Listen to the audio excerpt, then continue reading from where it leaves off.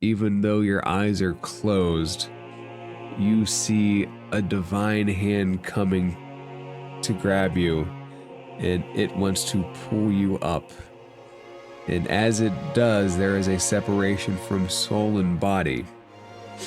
And you are standing there amidst the chaos. This is an opportunity to use our death rolls. Echo, are you able to think of a memory that would impart on Nyx? So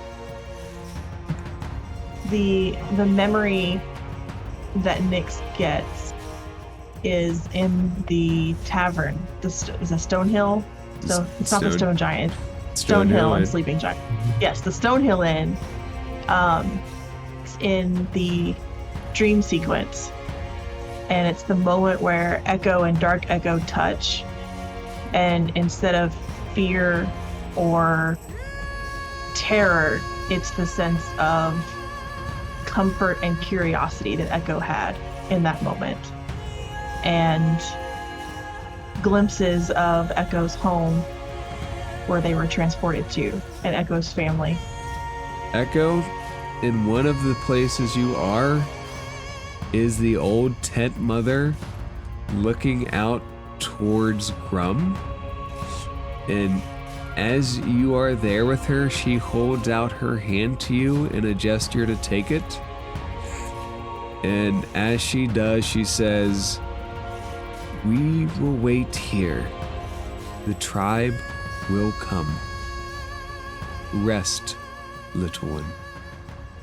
You have earned it."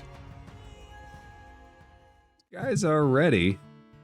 I will briefly recap the portions that matter. And when I say the portions, take away last week. When I say the portions that matter, I mean all of it from the start. No, actually, here is so the party started off walking to Phandalin, and oh, there's one little icon that I have to fix there. All right, everybody's video cards are up now. Did I miss only one actual session of Phandelver and Below? You did. So I'll briefly recap what last week was.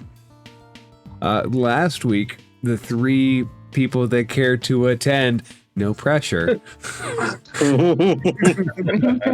were no hatred, were pulled into the astral plane. And they discovered that your adventures are being watched by a group of people at a bar at the Rock of Brawl.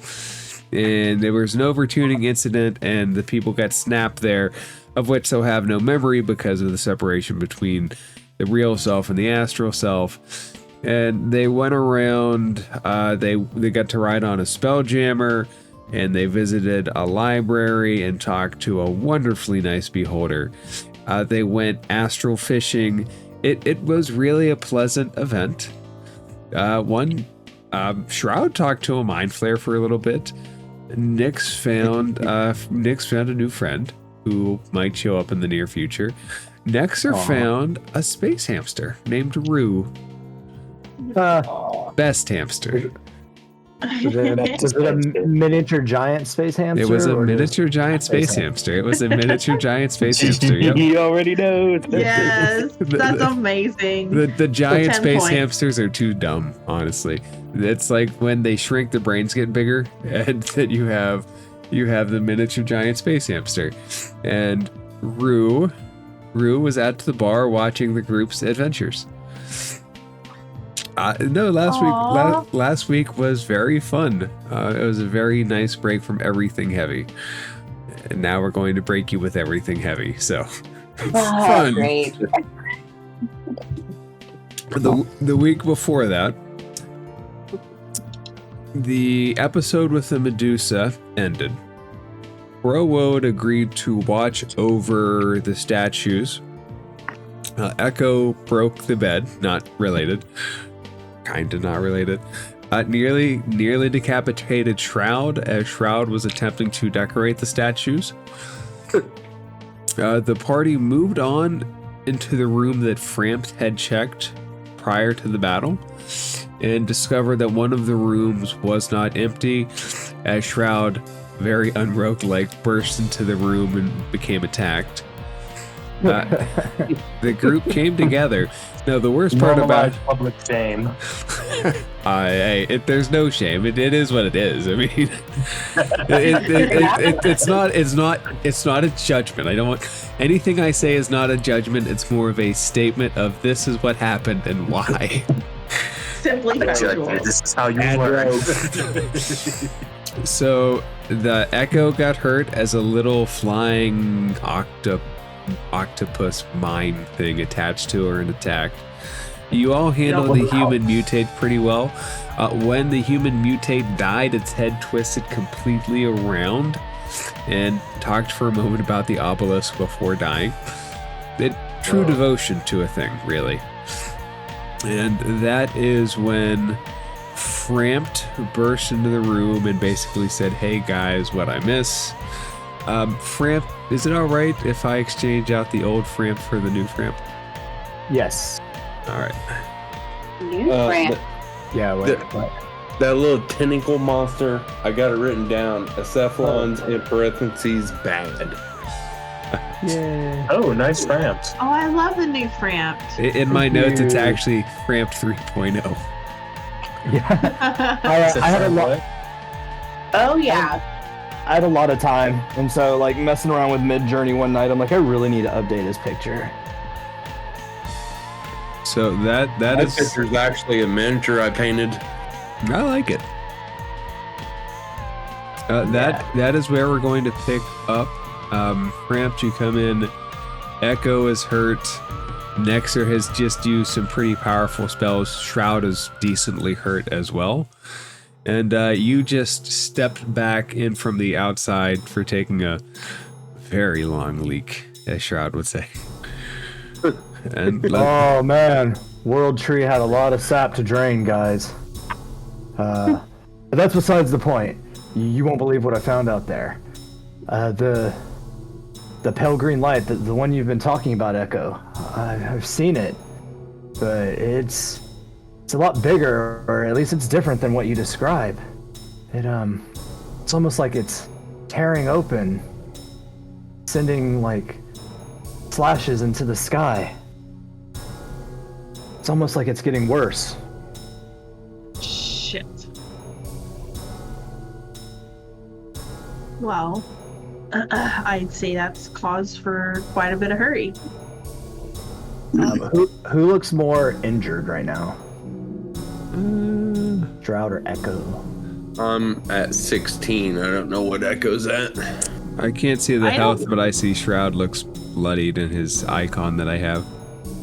I'm not that bad. I'm at 31 out of 45. All right, I'm gonna blow my cleric. I'm gonna blow my cure wound just to help you out a little bit, Shroud. So that is 10. Not bad. What did I roll?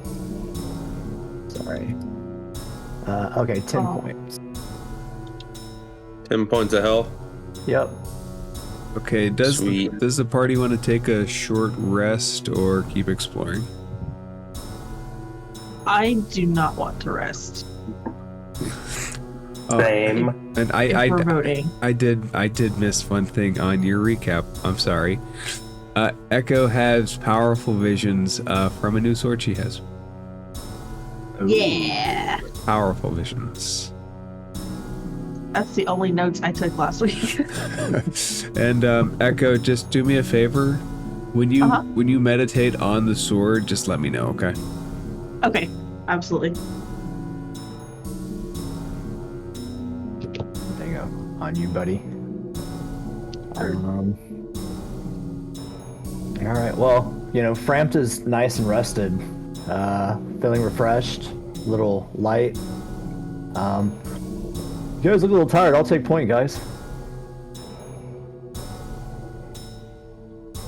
Yeah, I mean, it probably think shouldn't be me. Right. Definitely not Nexor. Nexer, take point, please. Oh, also, Nexer, do you have your portents? Do you know what they are?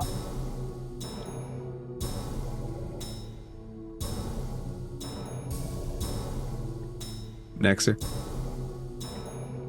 Oh, I'm sorry. Can you Panda? repeat that, please? Do you have your portents, just so I know? Yeah, they should be the same since we haven't. I believe it's every long rest that they reset. I figured, but you do know Yeah. you do know what they are, just in case. Or Yes, I if still need have be. them. Okay, cool. All right, so how does the party wish to proceed? While we are trudging wherever we go, Nexor is going to kind of address Shroud very, very casually, but also like just like trying to be helpful. And he's gonna basically say, "Hey, I haven't seen much of you. You are an unknown factor in all of this, but it seems you could use a little bit more training, or rather just a helping hand, even. Not the judge, but." And then he kind of ruffles through his stuff, and he pulls out those eyes of minute seeing that he just grabbed, and he says, and he presents them kind of energetically, and he's like, these will help. These will help for sure. Just put them over your eyes, and yeah, they work. And he just kind of nudges them forward for you to take them and put them on. All So right. yeah, I'll take them and I'll put them on.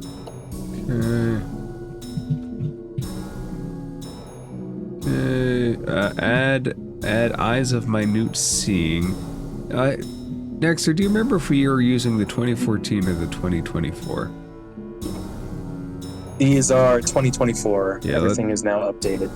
All right, so when you put them on, so you know they are crystal lenses that fit over your eyes. In my mind, they're on my like hippie glasses. In my mind, while wearing them, your vision improves significantly out to a range of 1 foot, granting you dark vision. Within that range, an advantage on intelligence investigation checks made to examine something within that range.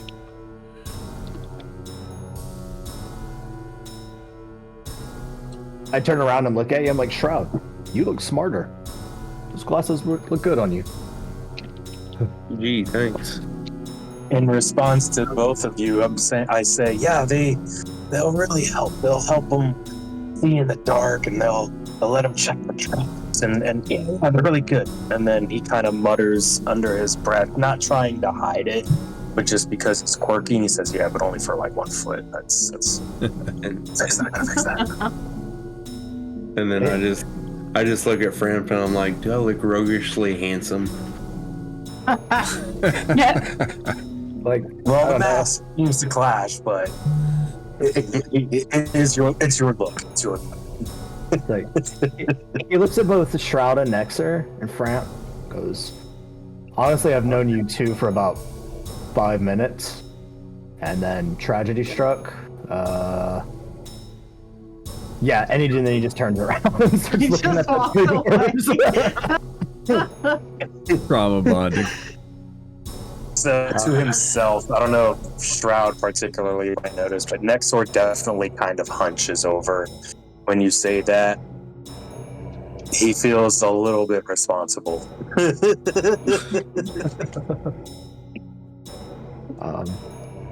So I'm looking around the rooms. I still see 1, 2, 3, 4 doors. Guys, we're not even halfway to exploring this room. Which one do we want to pick? Echo just groans. There are 4 doors that are still unexplored and a staircase that leads down. Hey guys, check out this cool 4-sided dice I have. It'll help us decide. Just remember, we have to move. We're going clockwise from the top. Number 2 would be down here towards the right. Oh, this one? Yeah. Trying to get my cursor to work. Echo's gonna stand right here. All right. Just really quick while you're doing that, Rams, were you there with us when we were talking about putting the pedal to the metal? No, I was taking a piss. Yeah. Okay, yeah, the party is definitely under as a whole, the party, Jesus, is definitely under a crack binge right now. They're trying to get shit done. We gotta I go. don't know how to say it. I'm gonna Like, actually. I don't want to like deter you. I'm just trying to fill you in as a player of some of the other shit that's going on. Alrighty then. Because next door came in basically like, hey guys, there's some shit happening out in the world, and you're at the heart of it all. Framp just saw But it. the world is still moving. Framp just saw some shit out in the real world hanging over in the distance. Framp is the second one to have seen that thing hanging in the distance, actually. Oh yeah, some of the information that he gave was also on that light when he first came in. I just remembered that. Yep. Thank you for coming in with more. Because poor Echo. Fram looks at everyone and is like, to be honest, I kind of forgot why we're here in the temple in the first place. Are we here to solve? Are we here to leave or solve the problem? We're just here to kill something. I'm so confused. Obelisk shards. We need to find them quickly so we can close the hole in the sky.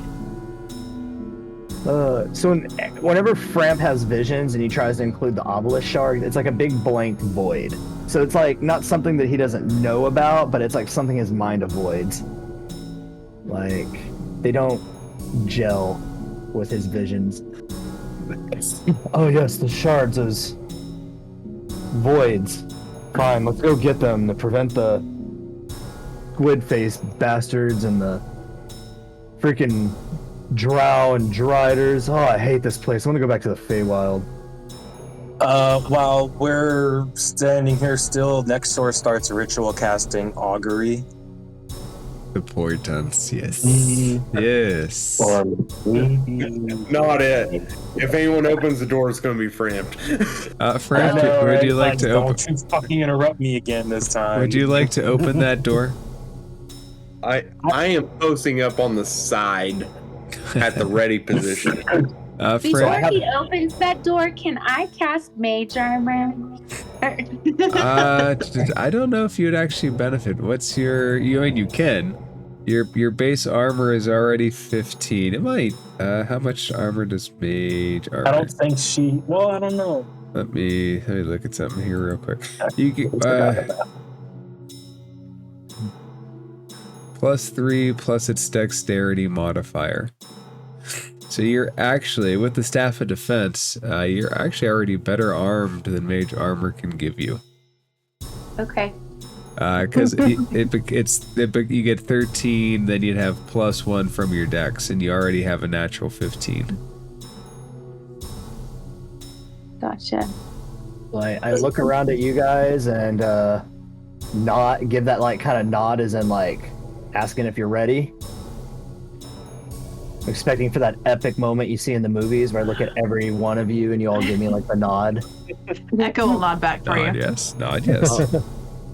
I'll just tap you on the shoulder. All right. How do you open it? And I have my axe with the immovable rod in one hand, and I just I want to test it. I look over at. I'm about to like test it, and then I look over at Shroud, and I'm like, look at this handle for me before I touch it. So yeah, I'll check it for whatever traps. Make sure it's all good. Do these doors open from the inside? Like, do they swing in or out? In my mind, they swing in. Okay. Like the design looks like they should swing in instead of out. It's like that extra block. All right. I have my axe in one hand, and I just open it, like not steadily, but also not like trying to burst through. So in your immediate line of vision, you see that desk sitting there. It's very similar to the desks that you've seen for the other two that you specifically opened. It looks very uniform to everything else that you've done. I'm gonna walk in and see if there's a bed in here too, just like the other rooms. There is a bed if you'd like to take a nap. Just These video people game are so logic. weird. You lie down, get back up, everything's fine. Yep. No And time video- passed. In video game, I don't actually lay down. I just walk over it, and then it shows like the covers over me for a second. And then you hear it dun dun dun dun dun. Oh, too bad. Video game logic fails. No healing come for out. you. I come out and I'm like, hey guys, what about that room? What about that room up there? I don't stop pointing now. Go off. It takes a second, but the pings will eventually go off.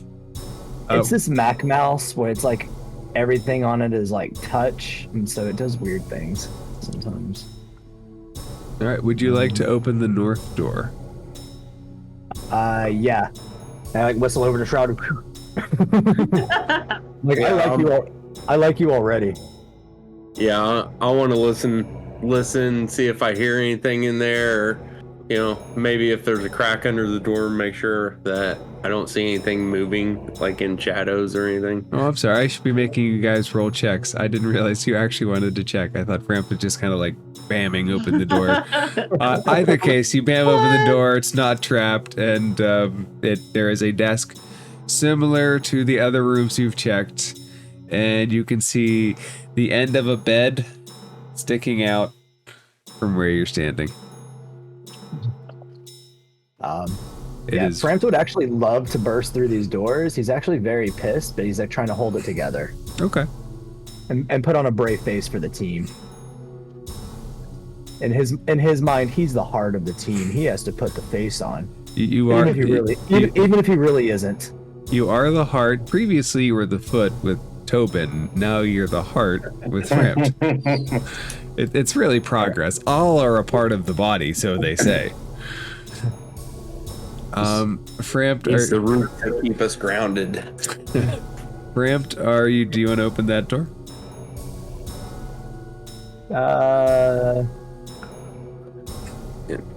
Yeah, I'm just gonna open it. Yeah. Okay. And I'm going to stand a little bit back with my dagger at the ready. I have my axe in my left hand, just kind of hanging. You see a little writing desk in a corner and another bed in this. So far, it seems very much like a uniform dormitory with a set of rooms. Everything was kind of built for the same look. Doesn't seem like there's anything else in there. Before I open this door, I turn around, look at everyone, and say, "Nothing jumps out to bite us. First round's on me." I'll hold you to that. And then I just like swing the door open. There you go. Ooh. There is a slight turn down to the south. What do you do? Before I realize that there's a turn, I just think it's a closet, and I said, "Huh, this must be where they put the bad kids." Oh, I have so many questions now.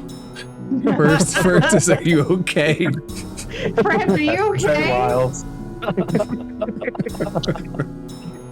Say Pip's mom sometimes hit the line a little too early, and things get a little violent around the end.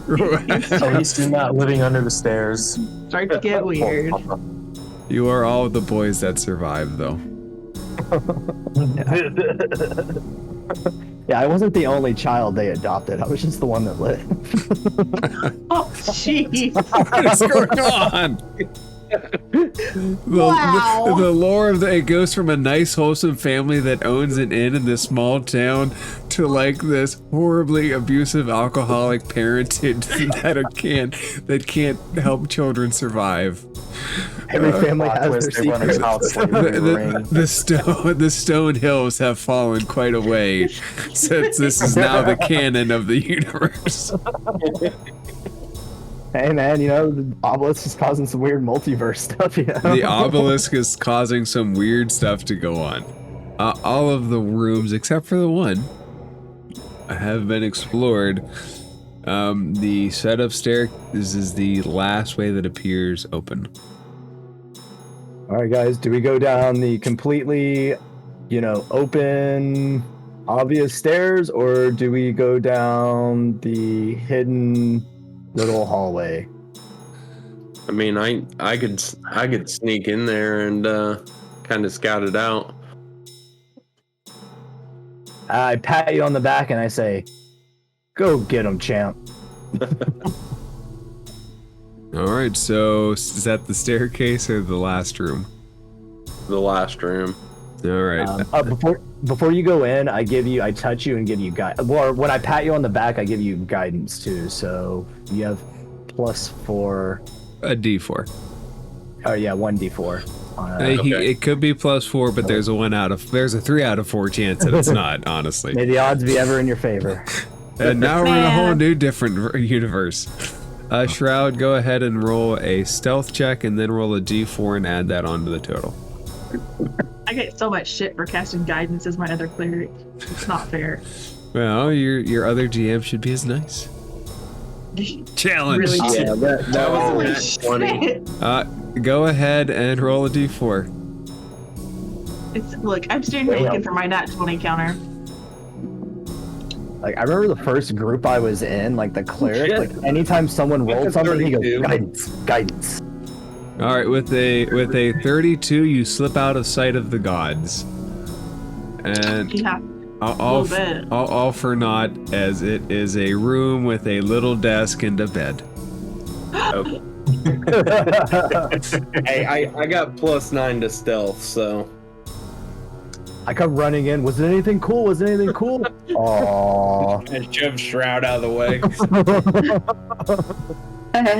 Shroud, he didn't need to shove you. He didn't even see you. You like vanished into thin air. Like, where'd he Damn go? it.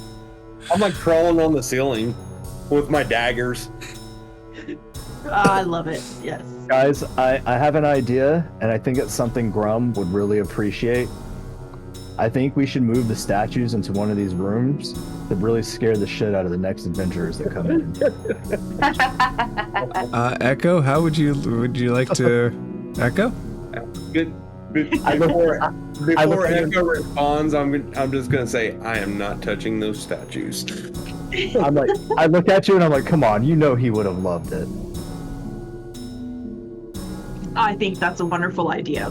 But I really think we should go before we don't have a town to go back to save him. Yep. Just want to enjoy the apocalypse, guys. Go out with some laughs. I'm gonna reach around Framp and like pat him on the back and say, "That's yes, but let's go." All right. All right, Frampy, the first one down the steps. Yes, I am. All right, do you Okay. take any stealth or precaution, or do you just go?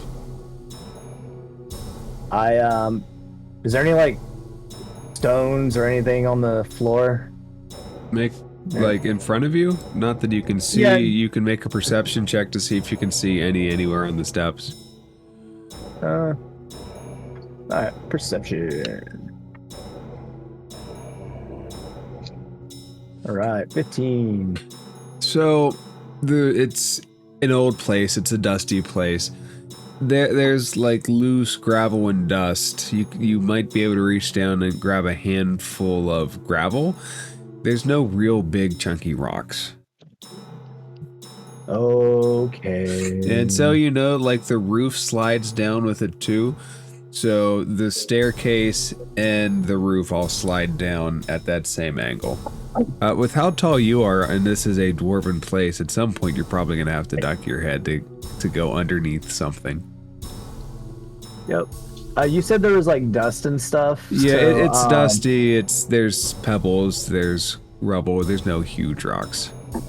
Can I use sculpt element on part of the elementalism cantrip to just kind of take whatever dust to turn it into just kind of like a decent sized rock to just kind of toss down the stairs to make sure there's no traps or anything? Make sure there's no pressure plates. Oh, wait. I'm about to do all this and I turn around and I look at Shroud. And like, oh yeah. Oh, Shroud. We have a rogue now. we do have a rogue now. What would you like to ask Shroud to do? Like, buddy, I get a big headache trying to come up with creative ways to look for traps. Can you just do us a really big solid? I would like to look for traps and maybe footprints. Ooh, footprints. Footprints would be like a survival check. Or if you're checking for, you could do survival if you're looking for like footprints to see if anybody's gone down. You could do an investigation roll if you're looking for traps. You could do a general perception roll if you're trying to take in like anything that might be off. Different rolls, of course, as always, get different results. So I think I'll do a perception. All right, go I'd ahead. like to do that survival check for the footprints. Yeah, go ahead and do a survival check. Oh, that was a shitty survival. And I'm rolling perception. Okay, Frampt, you can't tell anything with a 7. Too tall. Can I do a check while I'm still ritual casting, or no? Am I stuck? So ritual casting is, at the very least, a concentration type thing. You can't do a lot of intensive stuff. You can do some stuff, but you can't do like real intensive stuff. Would an investigation check be too intensive? What are you trying to investigate? So Frampt covered the survival, Shroud covered their perception. I figured I would, if I can, cover the investigation for those traps. So, like, imagine everything that has to go into looking out and feeling out for traps, right? You're gonna test the ground, you're gonna look for very minute details. It's searching for traps is almost like an intensive thing in and of itself. And ritual casting is also an intensive thing in and of itself. So it would be very easy to like slip up one and ruin the other. So let's split the hair like this. You could do it with disadvantage. If it is horribly low, it will break your ritual casting. You'd have to start over. I will forego the check if that's the offer. Yeah, because it's decently. Searching for traps can be a decently intense thing to do and requires a lot of focus. With a 14 shroud, you do hear something below, but you can't make out what it is. It's not on the steps. It seems to be coming from the room, almost like a thud of some sort. A thud? Yeah, a thud of some sort. At 14, it's very hard to get clarity on it.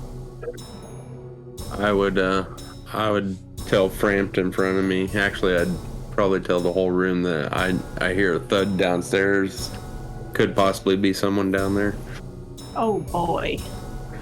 Well, time to, as my friends say, put the pedal to the metal, whatever that means. I think I once heard someone from Eberron say that. I'm just gonna kind of reach out to Frampt before, like, while he says that, and I'll be like, let me sneak down first. Since I'm sneaky. Is there anybody that's having trouble seeing right now? Do we all have dark vision? I don't. Shroud has it out to a foot. Yeah. Okay. I'm gonna stop. Nix, do you have dark vision? I feel like there's somebody else. Tieflings I do, but I also have the gem of brightness if you want me to use it. That's why. Okay. No. I'm gonna grab Shroud on the shoulder and say, it's okay. We'll work through this together.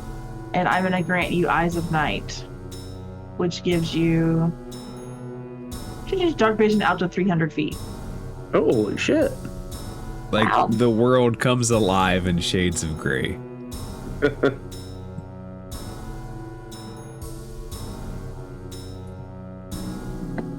And I'm gonna sneak down there. All right, With that. Go ahead and roll a stealth check.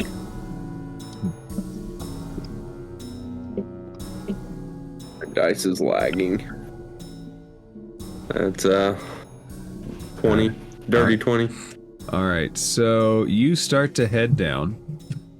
When you get halfway down, you see a mind flare sprawled out on a table that has been cracked in two.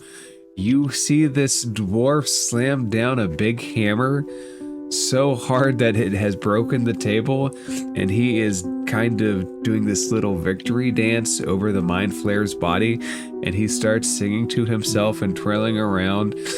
He is super excited. He is super excited. And he says, "All right, let's go. Follow me, boys." And he starts heading off towards this way. The body of the mind flare is kind of just writhing at this point. Oh, I didn't realize that you opened it up further. I was still okay. There's a mind flare down here and some dwarves. I shout back to Bram. There's a what? Next door's attention kind of perks up. You hear the dwarf call again. "Come on, we got shit to do." I call out in Dwarvish. Who's there? He just repeats, "Get your ass down here. We got shit to do. Ain't got time for it. Ah, dead mind flare is everywhere." I turn around to Frampton saying Dwarvish, "Let's go." So to answer your question, Nexer, do me a favor, roll an intelligence check.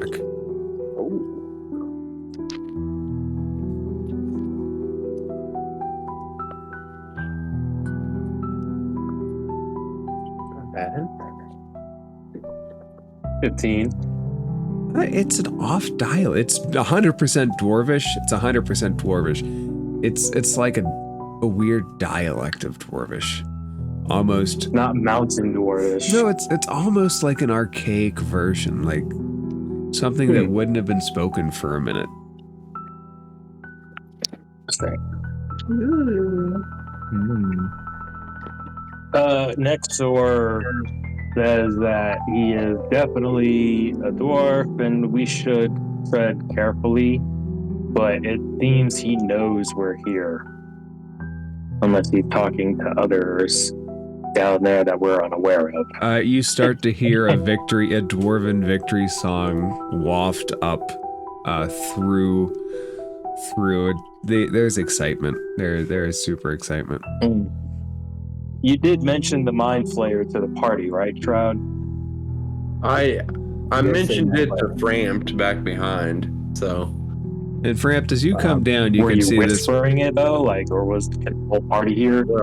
Well, I think I'm still sneaking, so yeah, I would have probably whispered it to Frampt. Frampt, you come down, you see this mind flare.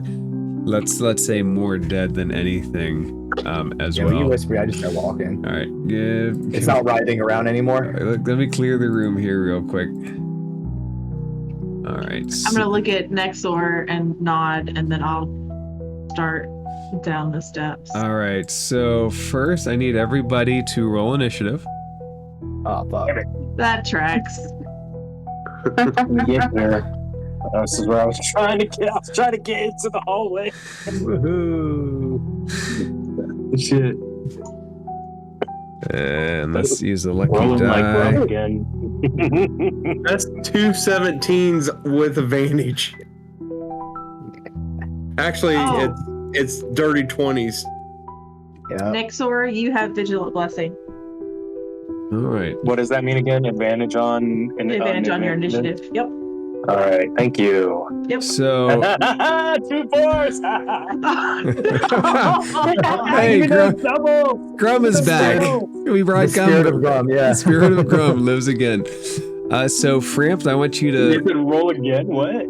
Frampt? No. 4s are perfect.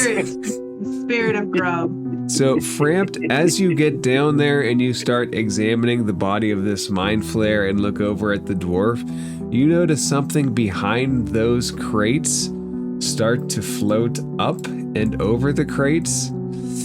And it is like a black sphere with tentacles flailing off. And they're not solid tentacles like a mind flare, they're more like ribbons.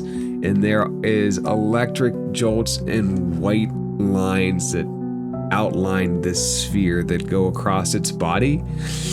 And as that happens, you see those fade away as illusions tend to do with the wavy lines.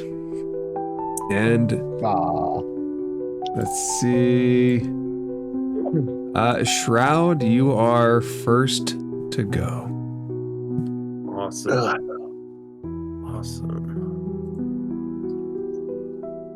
Sorry, my shit's lagging bad. So I am going to. We're initiative, so. Yeah, I would say that you see Framp stop, and you see the mind flare fade, and now you see this thing. Hold up. Sorry, before we do anything, I was noticing my initiative. I have advantage on it. It should have been a 20. Because there was one that was a 5 and there's one that was an 18. Okay. At least on my character page, it rolled both dice. The forever tracker that's always in beta, I think it just takes the first roll. So you can go after Shroud. Okay. Because he rolled a 20 as well. So you guys are actually initiative locked. All right. So Shroud, do you do anything else? Yeah, so I am going to take both of my daggers out and throw it at him. Alright. Make attack rolls. Okay, and I get advantage on that because I'm doing the assassinate. Yeah, he hasn't taken a turn yet, so. And could I attack that? Oh, I guess sneak attack is assassinate, so, okay. Let me look up, because I haven't played a rogue in a minute. Because I know assassinate gets, like, special stuff, usually. It just gives me advantage on anyone that hasn't taken a turn, and then... But because you have advantage, you should be able to use your sneak attack, if I remember correctly. Yeah. If your sneak attack hits at any target during that round, the target takes an additional 6 damage of the weapon type. So it actually, if you hit it, you're gonna get your normal damage that you roll, and you'll get like a little bit on top of that for the assassinate feature. Go ahead. Okay. First things first, though. Let's see if we can hit this abomination. Yes. So, first attack roll is a... that should hit. Dirty 20. Or 25. Yeah, that hits. Okay. You want me to go ahead and roll my other attack? You can, and then we can just do the damage together.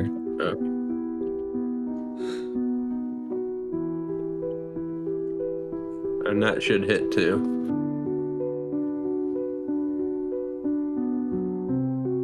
Ooh, you got crits. All right, so for the first one, you're gonna roll 1 dagger at normal, 1 dagger at crit. The sneak attack only applies once, and then we'll apply the extra damage from the feature. So go ahead and click the damage for the dagger once. All right, that's All right, so let's see. That's the crit damage, so go ahead and roll the normal damage now.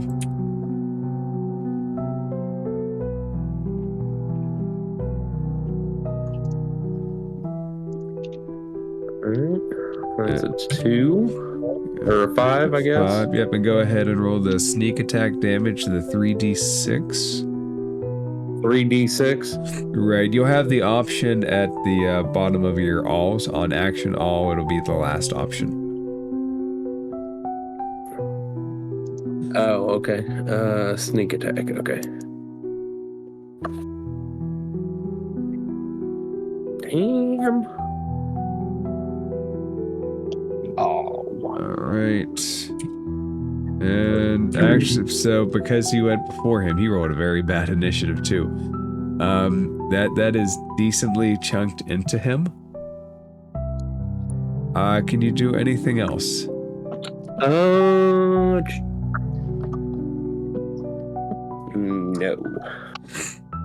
So that will end my turn. All right. Frampt, you're gonna go next. I need you to make a wisdom saving throw. Wisdom saving throw. You got it, boss.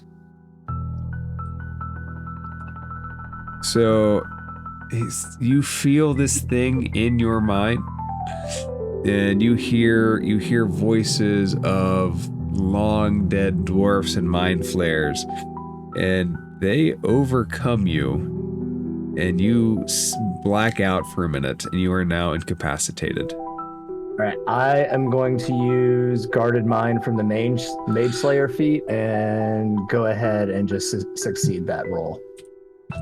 All right, let me, because it's not a spell. Let me make It's not. It's if you fail an intelligence, wisdom, or charisma saving throw, you can cause yourself to succeed instead. You can't use this again until a short or long rest. It's part of the Mage Slayer feat.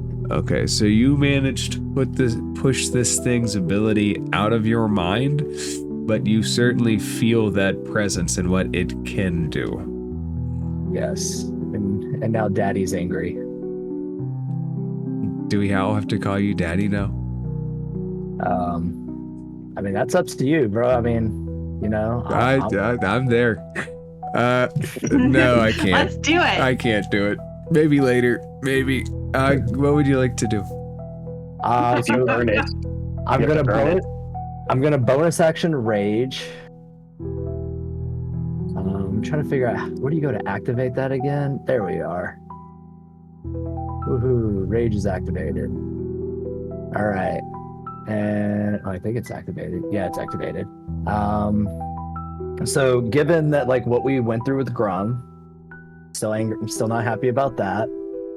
I'm trying to keep, sorry, didn't mean to move myself. Trying to keep myself, happy. And then I just got tricked with an illusion. That pisses me off. And then I look over and this thing starts whispering weird dwarvish shit to me, which I understand dwarvish and mind flayer stuff. And you know what? I'm just ready to kind of cut loose. And despite that, I don't typically get like overwhelmed with rage when I rage. This time, that's exactly what's going to happen. So just like angry. 2 points. So just like I'm channeling Grum. Hopefully not his rolls, but like Just go ahead and curse yourself. There's really only one way to find out. Yep. And I'm just gonna run and just swing. Okay. And I'm gonna do reckless attack too. Get it. So, yeah.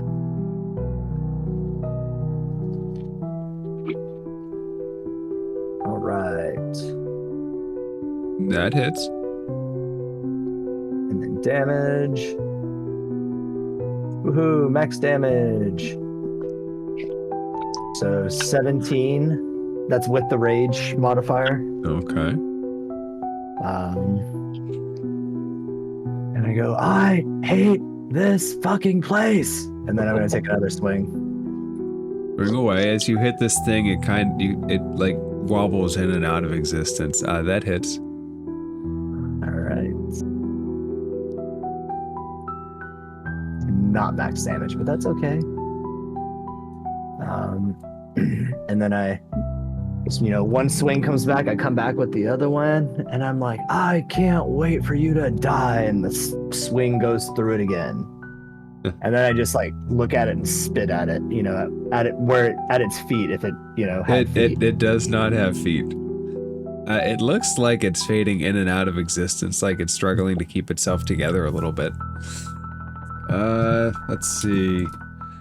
Nyx.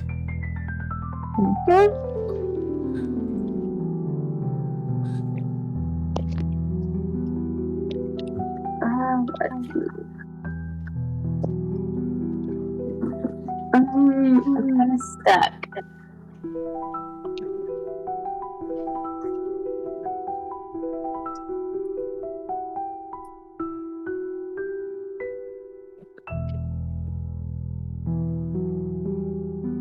If you want to push through Nyx or an Echo, you can easily do so as allies. There's just like a bump, you know, kind of elbow through. Excuse me, I'm quicker than you guys. Get out of the way, kind of deal. You ever worked as a line cook? You end up, you know, going that's a lot of time trying to slide through between the counter and the grill. She's just gonna be like, "Ooh, excuse me, sorry, squeezing by."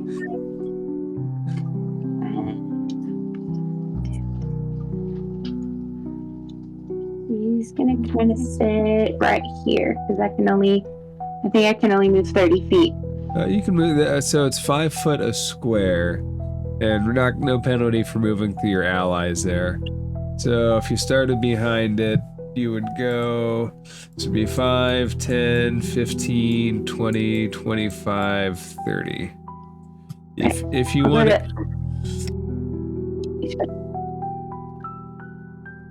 Right there? Yeah, and you can see this thing around the corner.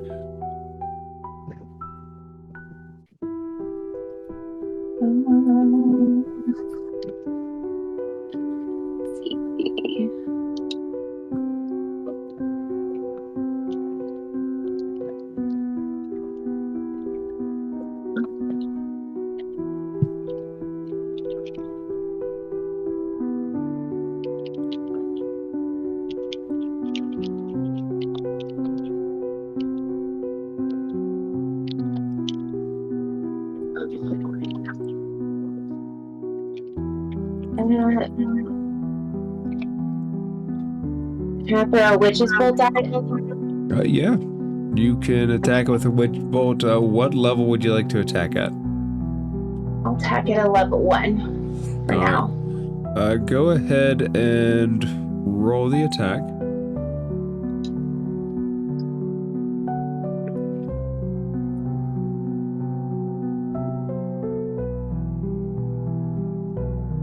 Got 19 hits. So go ahead and roll damage. So it's going to engulf this thing and like hit its ribbons and like spark around it. And it comes like a little electric ball too. Like visual effects are awesome. Do I roll the damage that's next to it or do I roll a single one? Because you hit it, you'll roll, I think it's 2d12 at level 1. So it'll be the 2d12 damage version. And then you are connected to it and you can use a bonus action on additional turns to cause a d12 worth of damage. Okay.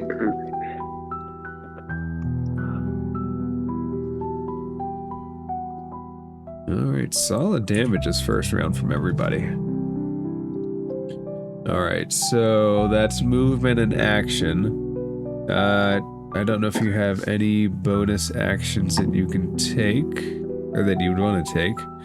So, Nyx, are you good? I'm good. Alright, so surprisingly, people rolled lower than this thing.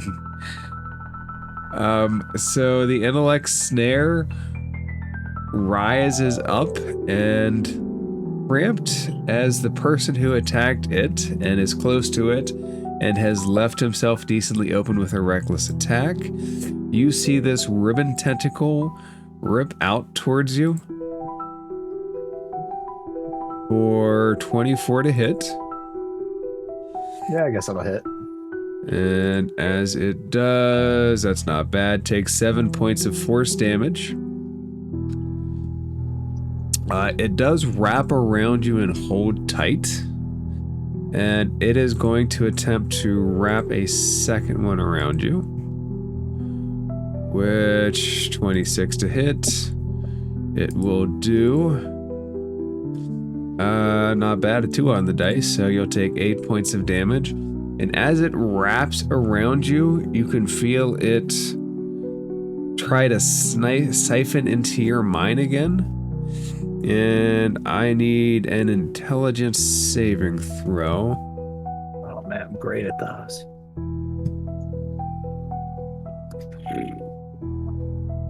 Yep, 6. Oh wait, no, that was a 4.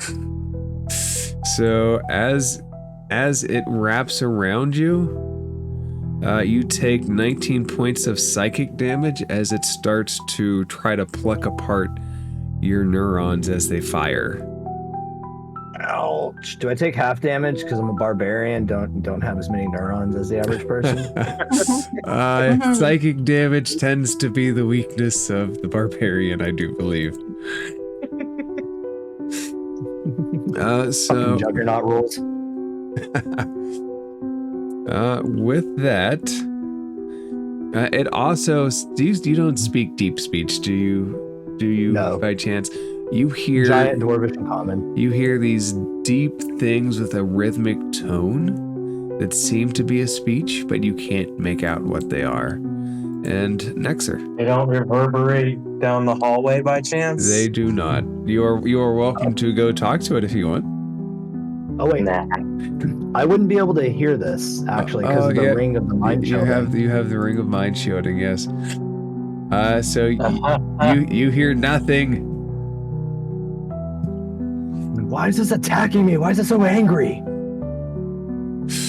It's jealous. It wants it skipped leg day. Okay, so Nexer, what would you like to do?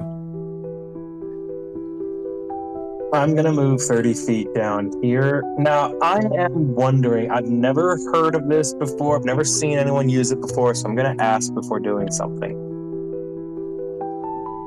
Yes, you can fireball the whole room. Using action and bonus action economy, can I use Mage Hand to deliver a touch spell? No, mage hands are specifically forbidden from being used as part of an attack. No. Like to deliver a separate spell to a party member. Like it's so the mage. Like I would use Mage Hand to touch Bramp, and then use my bonus action to transfer a touch spell to him through the Mage Hand. It's let me read mage hand specifically.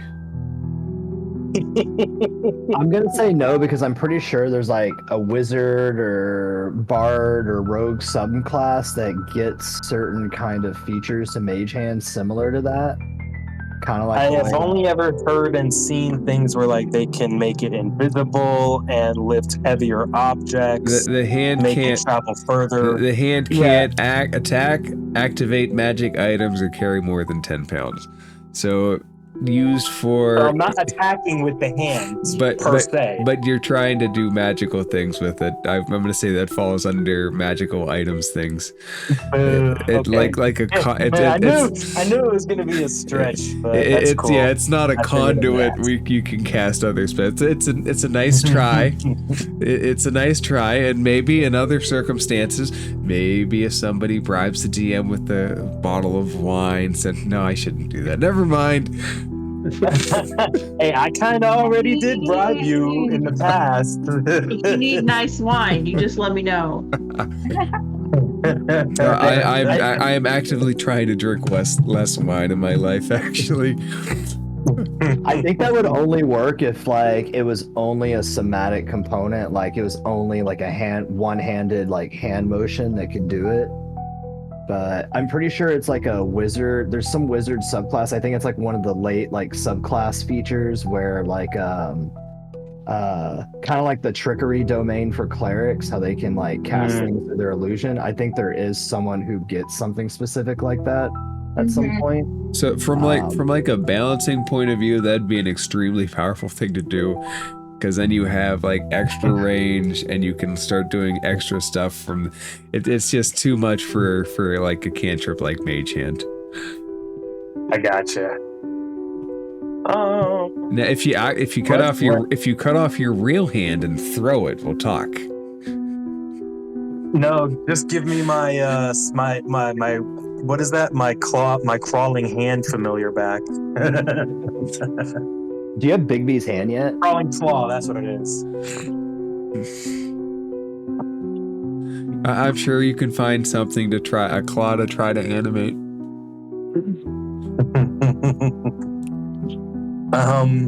All right, let's keep it simple for right now. And let's lob a first level magic missile at it. So First one deals 4 damage. Second one deals 4 damage. And the third one will deal 5 damage. Alright. So, little miss, what do your magic missiles look like specifically, out of curiosity? Like, in my mind, missiles are very conscious or very self-made. For those who have seen the Fellowship of the Ring in the very beginning when, almost said Hagrid, when Gandalf is setting off a bunch of different fire, I know it came on me, right? When Gandalf is setting off a bunch of different fireworks, there's one in particular that's like all the fireworks are white or silvery-ish, and they kind of like shoot straight up and then arch outward, and like they kind of go up and over. I know and then exactly what spread you're talking about. You know which one I'm talking about? Yeah, they kind of they look go- like spearheads or squid tops. They go over the lake, kind of like when you see it, they like go up and then they kind of fall down before they just fly Coming out. towards the water level and past the camera. Yeah, it looks like that. Each one looks like one of those. Yeah, I'm a big fucking nerd too. I get it. Yeah, I actually think about like that kind of shit personally, like what my spells look like. Me too. Alright. Yeah, so I appreciate that, DM. Thank you. No problem. Those slam in. At Nexer, is there anything else? Let me second. Nope. Alright, Echo. Oh, I'm sorry. Can I retcon my movement really quick from here to there? Yeah, that's fine. Thank you. Yeah, now I'm done. Okay. So, Echo, would you like to skip your turn? Yeah, that's fine. What would you like to do? I'm gonna come down here, almost bump into Nexor, because that's exactly where I was gonna go, but that's okay. Remember our combat rolls 2 people, well, 1.5 people per square unless other rolls are in effect. Here, I'll hug the wall more for you. I'm partially hidden. Just take I'm partially covered by shroud, so I have like half or 3/4 cover. Just take Nexer and smash him against the wall. He's invisible behind me because I'm invisible. There you go. We could share the space. All right, Echo, you move. I was just trying to be funny. It lands weird this week. Okay. Let's see. I'm sorry, I feel all y'all. I totally forgot what I was gonna do, so that's fun. Skip your turn. I called it at the start. Right? You might as well. So I can't get up close. How many spells do I have here?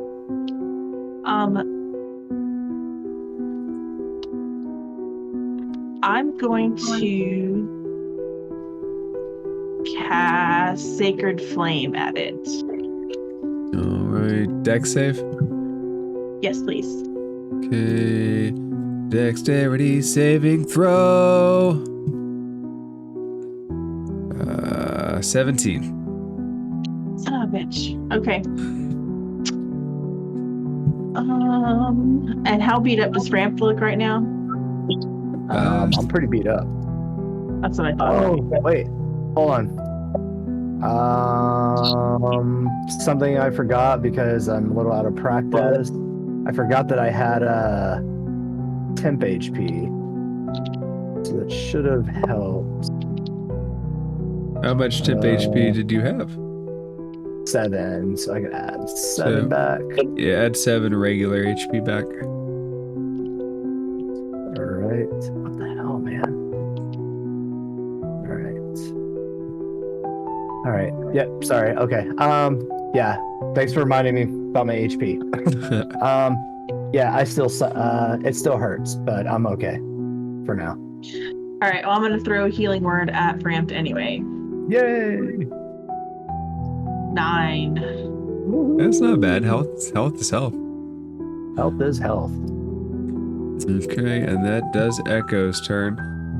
Ramped, because you succeeded you don't really feel that this thing has the same cacophony, the same loudness in your head. You don't have to roll a save against it. All right.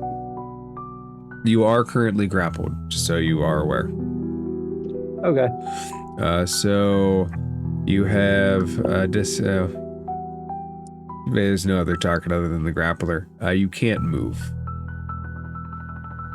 All right.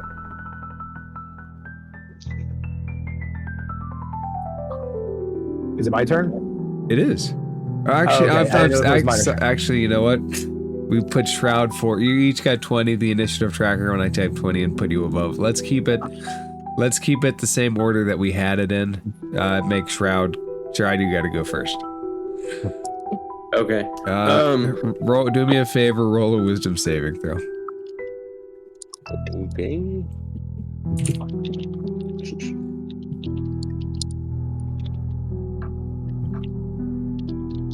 That's not good. That is not good. So you black out and you fall down. You are incapacitated. The overwhelming sound of some deep-seated booming thing overtakes your mind, and everybody sees you pass out. Shit. Framped? Sorry, back to you, Framped. So, you do not hear that, having succeeded. You know its song and you have pushed past it. What would you like to do? I'll look over and see what's happening to Shroud, and knowing, like, not seeing what's happening, but also knowing, having just experienced it, like, knowing what's happening. And angry, but also, like, getting back into that kind of focused angry that my normal rage is. So first off, roll 2d8 to give somebody, or 2d... let me make sure what this is again.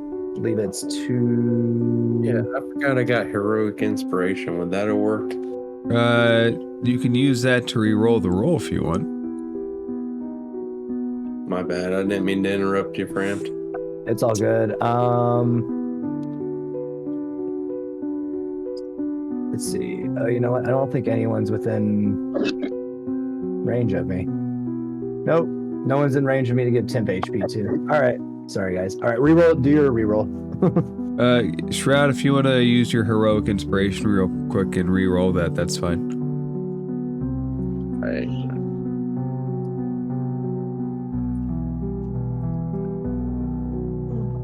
Motherfucker. What you get? Oh no! Did you get 2 nat ones? I am sorry, but it makes up for the nat 20s I was getting earlier. You do not, even with your heroic inspiration, you do not manage to snap back into an alert state. Framped, go ahead and continue. Is it a full action to end the grapple condition? It is. Okay, I'm not gonna care. I'm just gonna swing at it again. I'm not gonna reckless attack this time though. Okay. 19. That hits.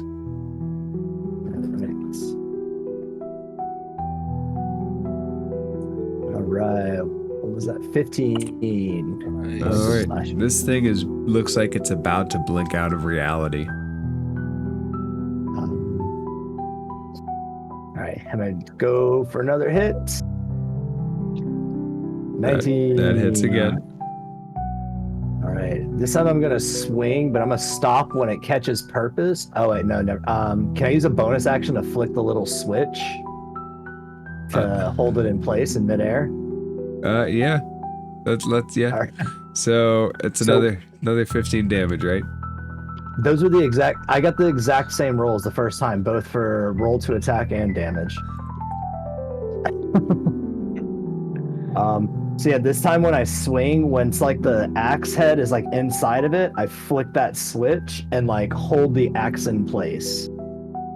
Okay. So one, it blinks out of existence, and you feel the ribbon slowly dissipate around you. The axe is hanging there in dead space, though. And now I'm just looking at it, forgetting all about the fight and just amused. This is the first time I've really used it. Shroud, your eyes pop open. You're on the floor. You don't. I don't know if you would know what happened. It'd be just like a little passing out. But Nexor and Echo are probably there looking down. Very concerned, by the way. I kind of look up, and just like, what happened? All right, and to give you the official room of the official text of this room, long stone table here is broken in 2 pieces. Several metal chests are stacked against a wall. That's what Frampt is currently kind of standing on. The largest opening leading from this room is choked with rubble and skeletal remains of dwarves and mind flayers.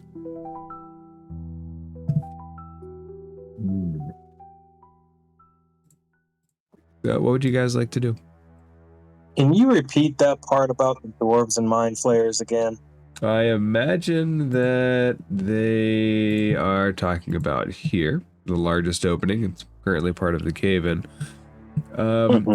It is with rubble and skeletal remains of dwarves and mind flayers. Okay.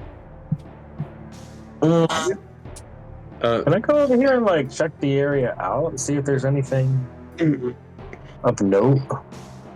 Well, make 1 note check. You can make an investigation check. What's up? Well, Can I make an investigation check on these chests. You may. Yeah. While they're doing that, I want to recover my daggers that I threw at the. Yeah, absolutely. Let's see. Let's do Nexor first. Nexor, the bones look like they've been there a while. Normally I would say an insight check, but we've already established you kind of know the lore of this, so if you want more than this, feel free to roll. You do know that this dwarven stronghold had mind flare attacks at some point. The bones are quite old, though.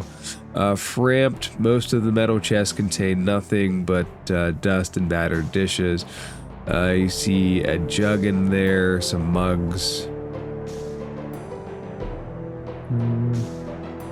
I'll pick up the jug and shake it and see if there's anything still in it.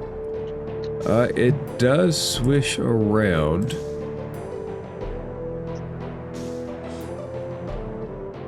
So it's a ceramic jug. It does sound like there's liquid in it. It's decently heavy sized, maybe 10, maybe 12 pounds.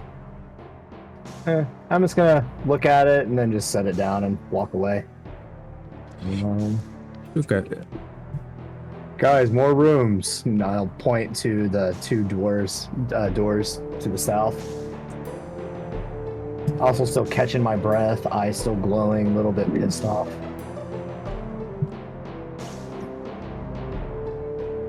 I have a question. Yes. Since I am the one that cast Eyes of Night and I didn't pass out, does Shroud still have dark vision? Yeah, let's say yeah. Okay. Just curious. He wakes up to shades of gray. He didn't really black out so much as he whited out. Things got too bright instead of too dark. I got that's 101 feet of dark vision now. Shroud, That's right. would you like to open that door? I would like to check it first. All right. Trap Yeah, check there you go. equals investigation. If you're trying to listen for stuff on the other side, equals perception. Let's try to listen since my perception. Well, no, I'll do an investigation. Can I listen? You want? Yeah. Who am I to tell you no for such things? I mean, you're the one to do it. All right, that's it. I'm done exploring. Shroud's breathing is loud. Oh my god. Oh, that's a whopping 6. Shroud, you find no traps on the door. Really quickly, if I may, before they go through the door, given I am proficient with like mason's tools and I am specifically a mountain dwarf, so I'm always around rock, and I have a little bit of prior knowledge as well.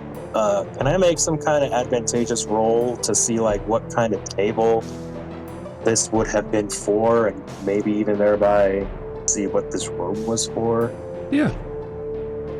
You want to roll an What would that insight? roll be? You want to roll an insight check? Yeah, That was a bed, and some dwarves and mind flayers broke that. I know, away. right? It seems That like is not a 9. That is not supposed to be a 9. what's it supposed to be? 21. Stupid thing. So this seems like a common room of some sort, a meeting room. Food and meal spread out on a fancy stone table. It would make sense they would have had a rather significant portion of the battle in here. Okay. That's all. Nix, do you want to explore anything?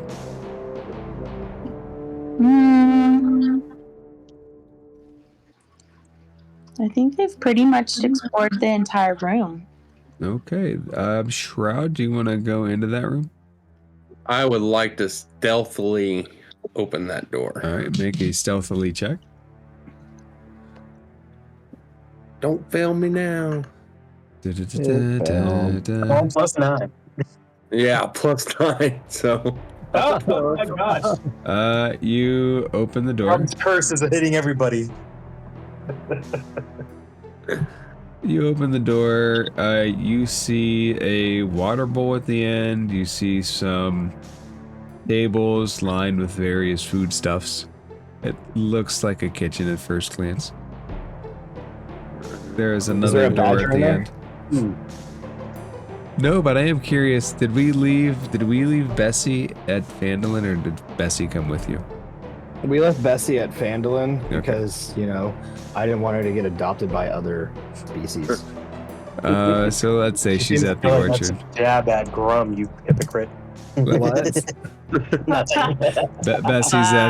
Bessie's at the No, orchard. No, it was more like her loyalty is a little fickle now that I think about it. I mean, I just had to give her some good pets, and then she was ours, the next person, We don't want, like, Frodo or whatever his name is to, like, end up stealing my badger. Context is everything. Context is everything. Shroud. Froyo, yes, Froyo. Froyo. Shroud, would you like to enter the room? Yeah. I think I'm gonna enter to right about here, just so I can kind of see in there. All right. That's So, what she said. official check text. The large kitchen contains stone counters, a sink of clear water, and an oven containing orange embers. A rack of dull metal kitchen implements hang from the ceiling. So, does it look? I guess since you said red embers and stuff, it does look like someone has been in this room recently. Would you like to explore the items? Would I like to what? Would you like to explore any of it to try to get a better sense? You can roll a survival check to see if you can see what kind of things you can track in the room. Okay, that's better.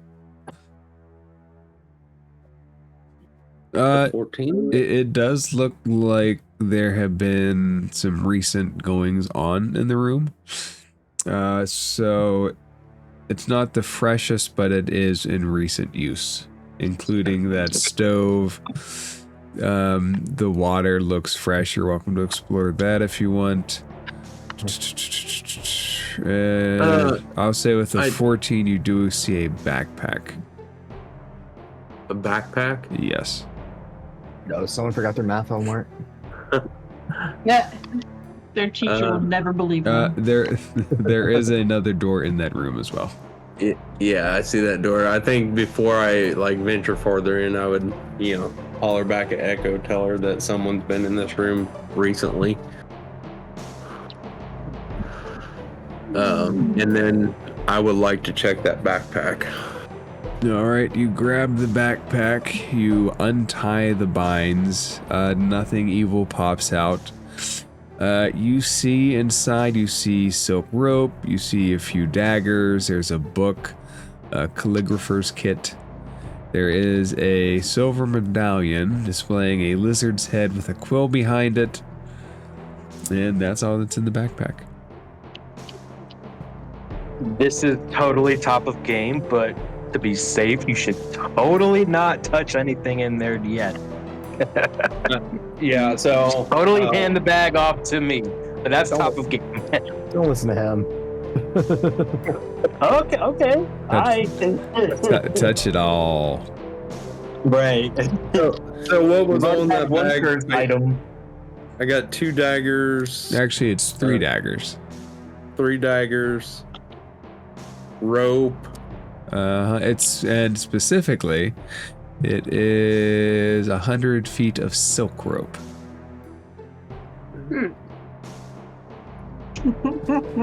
Is there a whip in there too? I don't want to touch the medallion until Echo checks it out. If she's got the fortitude to check that. Can I peek over his shoulder and look into the backpack? And without touching anything, see what I can see about the medallion? So you don't want to touch the medallion? I would prefer not to at first. Okay, so without touching it, let's say a religion or a history check at disadvantage. You can roll it regular if you want to touch it. You want to Do I touch it? still have to pick history and religion if I touch it? Well, depends. What are you thinking would be a good roll for it? You can, as always, you can roll what you want. Different rolls provide different information. Let's try this first. I'll roll history at disadvantage. Okay. Wow. It's really hard. Shroud's not holding that backpack very steady. It's kind of wobbling about. I'm a very dexterous rogue. Yeah. You keep shaking the bag. He's searching through other stuff. I was like He's got the rope. taking it back and forth. Well, let's take the bag with us, and we can see what everybody else thinks we should do. Maybe before we, if we bed down at all here, we can kind of go through stuff. I hate to leave good supplies here, so. Sorry, I need to know what's else was in the bag. 3 daggers, 100 foot of silk rope, the silver medallion, and what else? Blank book. Oh, book. If you look through, you're gonna see that it's blank, and a calligrapher's kit. Basically, a fancy writing kit. So inks, quills. Oh, okay, all right. I don't think I want to go in that door since it looks so active in here, or has been active. So I think I would maybe go out and tell the rest of the party, about what I found. So taking the bag with me, but not touching anything in there. Okay. As of right now. And then I think I'd shout over at Nexor and see if he could check the medallion. Nexor would be more than happy to, but for right now, he would suggest just holding on to it. And we should probably press on. Because I can easily find out if there's anything, suspicious in there, but it would take time that we really don't have. That's fine. That's cool. I haven't even been able to cast a ritual twice already now. So to try and do that again it feels kind of pointless right now. So let's just hold off until later.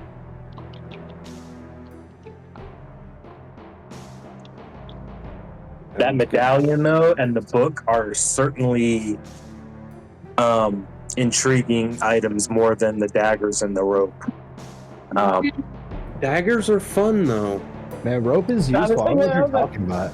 You're such a Daggers wizard. are fun, but and then You're he kind of such a hoists up wizard. his great axe, he hoists up his great axe and he says, but there's just something about swinging this great big monstrosity. It's just so satisfying. Anyway, onward.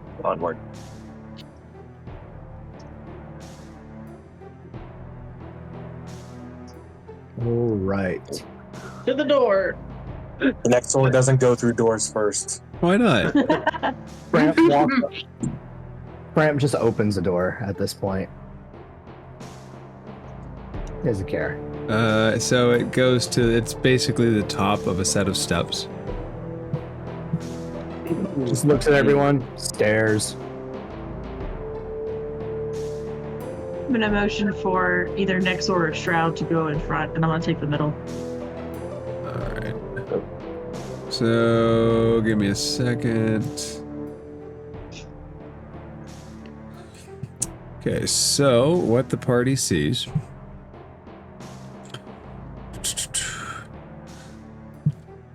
Down the stairs. It's hard from a vantage point, but I'm still going to read what it says. An alcove at the end of a majestic yet rubble-choked hall contains an enormous statue of a dwarf scholar atop a high plinth. A figure chips away at the head statue, shaping the visage into a wailing and human face. 4 pyramid-shaped nuggets with legs lounge around the statue's bottom. A double door leads east. So let me bring up this encounter real quick. Nobody move your tokens. No, knew it. What? All right. And if anybody rolls with advantage, this thing tends to take the first one. So please tell me if you have a higher total. Tell me what your advantage total is. All right. Everybody go ahead and roll initiative. I got a +3 to initiative. The pluses are fine. It's just the advantage. Oh, I got advantage too. All right. So I have advantage, and mine was a 20. Yep. I actually have 19. all right, 20 shows 19. Nyx, I have 19 for you. Shroud, what did you get? I got a 19. All right, and all right. So let's reveal the rest of the alcove there, and the happy figures there. Oh shit. Oh my god. What? All right. So, Oh no. A cephalon. Mm. Oh, I don't like this at all. so Good what's thing we stayed back, Echo. Yep. I'm in danger. All Did I right. say middle because I'm at all the way at the back? So the figure on top starts to cackle as these little things fly off. And they have quite a bit of movement. Let me make sure I'm counting that right. Yeah. The first one can get to you, Framped. And as it does, it will attempt to slam into you with its little triangle head. 18 hit. 18 hits. Okay, so you're going to take 11 points of psychic damage. And I need you to make a dexterity saving throw. Oh, man. Alright. Alright, cool. I have advantage on those. Yay. That's good, because you don't want this thing to leech onto you. There's a... Ram's gonna learn today. You got a 13. Yes. It attaches onto you, and you can feel its suction cups just wrap around. Aw. So it is now attached to you. This seems eerily familiar, by the way. Not to him, it doesn't. Yep. All right, that's all of its actions. And you see the other ones start to zip around too. Let's just do an order. B next. Okay, that stops at the base. Stops there. And that will stop there. And the weird looking mutated greenish person. Let's see, range. Oops, that's not the right tool. So you're about. It's got good range. All right, Frampt, you see a blast of red energy shoot out from her head as she sits atop the statue and looks around. Does 14 probably doesn't hit? It does not. Am I still has 10 minutes passed between like the last battle and this battle? No. If you would stomp around angrily, you could potentially keep stomping around. I mean, I've been pretty pissed off since the last battle. All right, so I smacked him once. you've been like angry brooding this whole time. Yeah, and it's a dwarven place. I've like knocked my head on shit and stuff like that. Yeah, I was actually gonna ask, like, how high is the ceiling roughly? Let me answer that in a second. A second blast comes Okay. out for a 20. So a streak of red energy comes and hits into you, Frampt. Yes. And you're going to take 8 points of psychic damage. Can you make a wisdom saving throw for me? I can, but I don't want to. Yeah. All right, wisdom saving throw. Oh, I don't have advantage on these. Oh, gee whiz. Does a 15 work?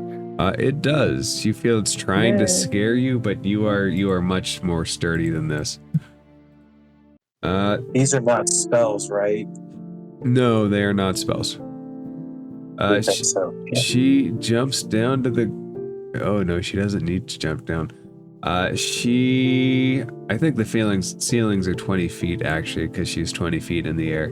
She flying takes a step into the air, and she is flying above the rubble, just looking out. She's really almost at the same level of height as you. All right, I would like her to make a DC 14 strength saving throw.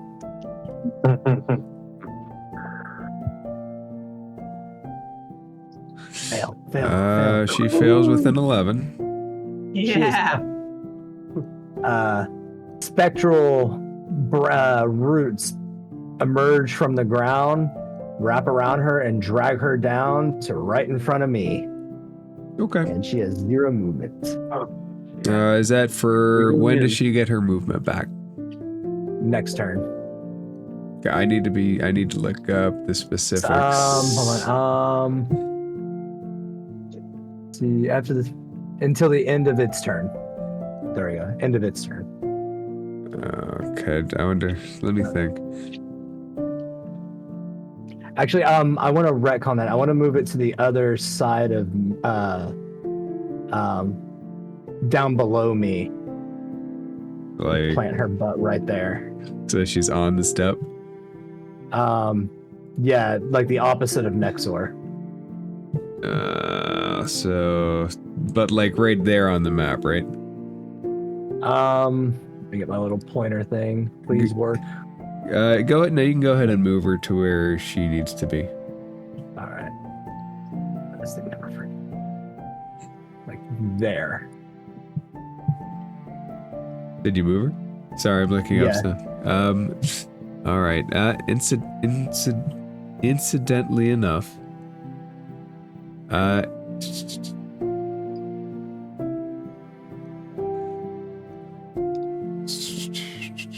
It is your turn next. All right. All right.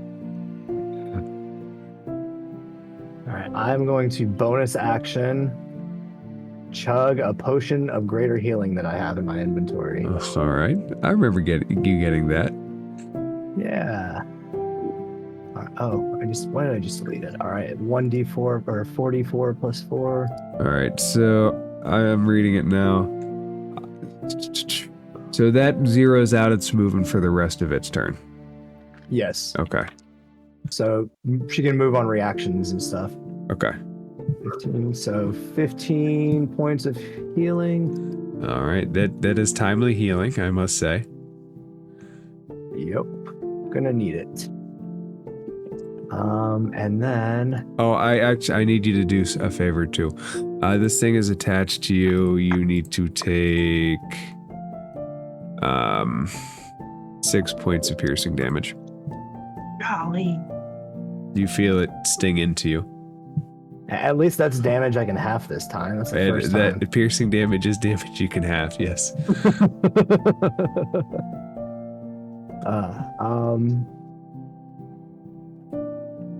I guess okay, I'm gonna swing at Melania. Let's go with Melania. No, never mind. Melanoma. Never mind.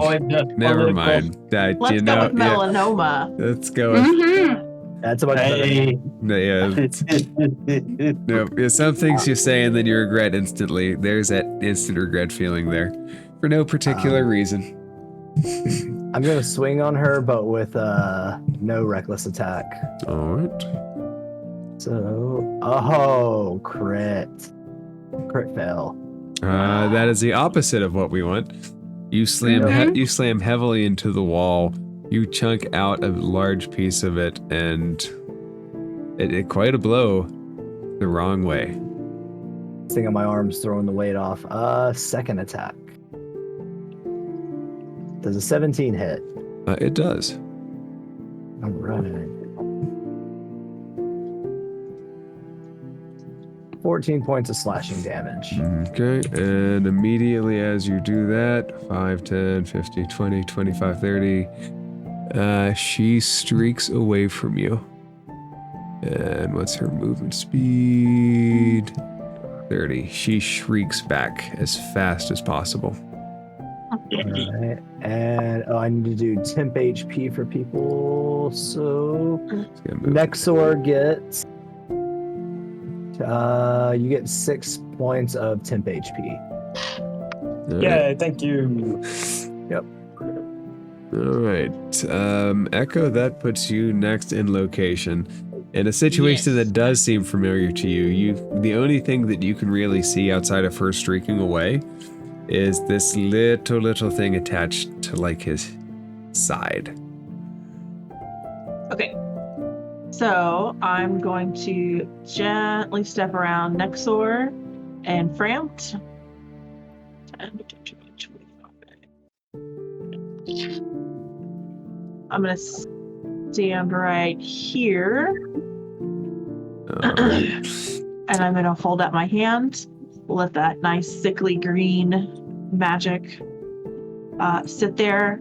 And when it explodes, I'm going to cast Spirit Guardians. Oh, yes. Okay. All right. Wisdom or con save? I never remember. It is. You'd think I'd know that since I was just reading it. It's a wisdom save. All right. So let's run through. It should hit all of them, right? How far is the emanation? It's 15 feet. So yeah, that's... So I don't know if it gets her or not, but it should get everybody else. Let's say it does. Let's do 1. That's A fails. B fails.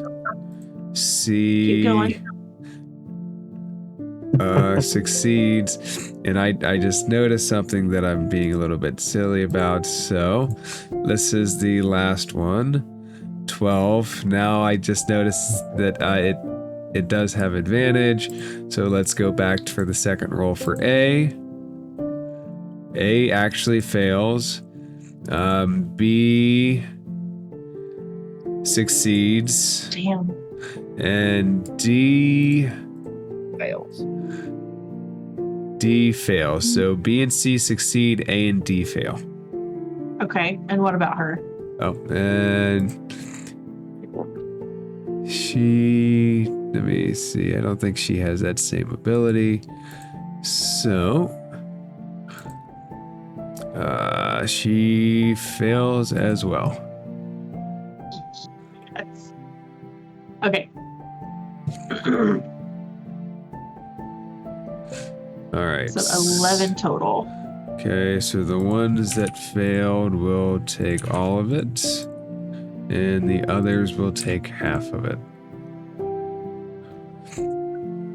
And anything else? I am going to. I don't really need that. I can't do that.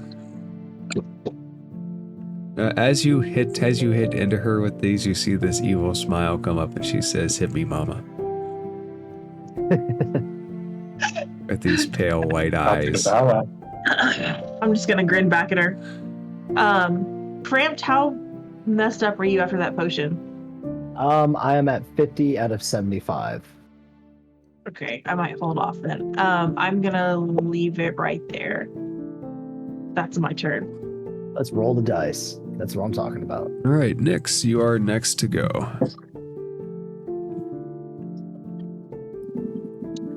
All right.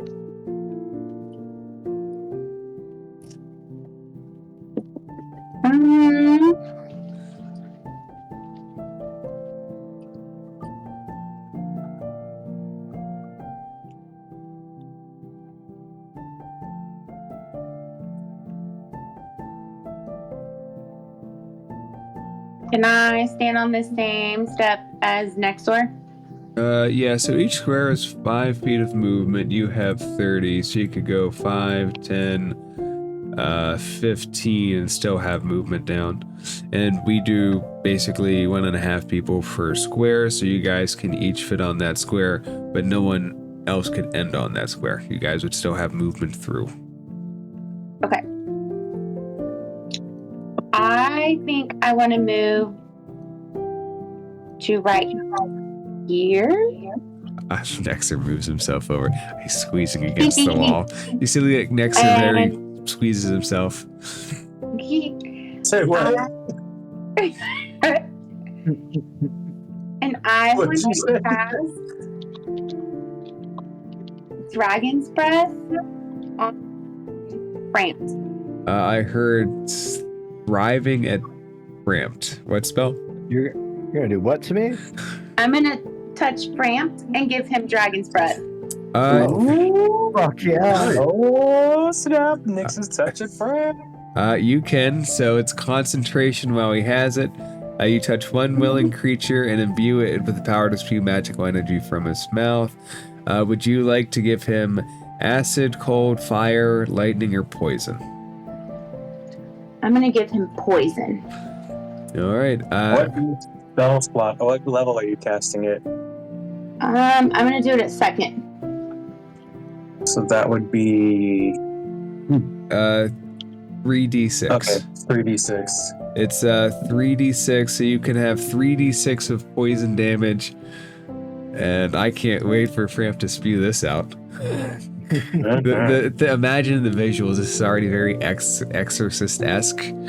So. Good job, by the way. Good spell use. I'm thinking more like Deadpool 2. Yeah, totally. He just vomits like the Exorcist. All right. Nyx, I'm assuming that's it. Although that is only a bonus action. Yes, and then I was gonna move back after that. I'm going to say that's fine. I'm going to say the one that's attached to Framp isn't going to detach to try to hit you. So you can certainly move back.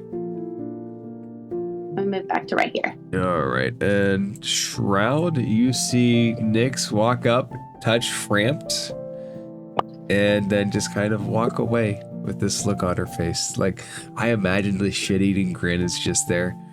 Sorry, Frampt. So, all good. so question, DM: Does the Nick weapon mastery just work for my daggers? It works. So the weapon has to have that property. Your other one, the other thing that you have is short swords, correct? Yeah, I got a short sword and a short bow. All right. So you have to have the mastery activated. So your short bow you don't have mastery with. Your short sword uses the Vex property. Okay. So if you hit a creature with a short sword and deal damage, you have advantage on your next attack roll against that creature before the end of your next turn. Okay, and then the dagger has Nick. The dagger has the Nick property, right, which allows you to combine the attacks into your attack action.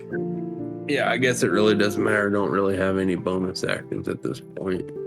Not any that's gonna help me. You should have cunning action. You have cunning actions, which would go towards your bonus actions. Yeah. So I think I'm gonna move down below.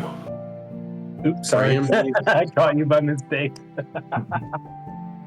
There, as you walk by Frampt, you see that this thing is still like suctioned to him. Yeah, and I am going to do a sneak attack with my short swords. On Frampt, right? What's that? On Frampt, right? Not the encephalon, but Frampt himself. Yeah. No. Honestly, the encephalon. It is within 5. It is definitely within 5 feet of an ally, so you do get advantage. Okay.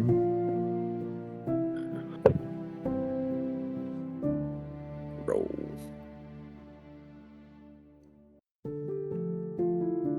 Great. Or is it? Actually, Actually, 10.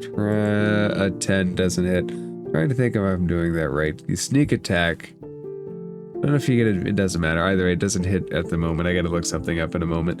That doesn't hit. Do you have 2 short swords or 1? I got 2, I think.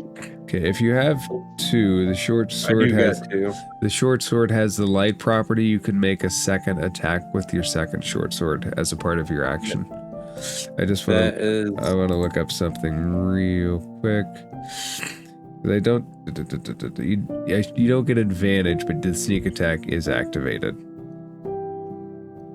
So you don't have advantage, but you do. Your sneak attack is activated because he's in 5 feet of you.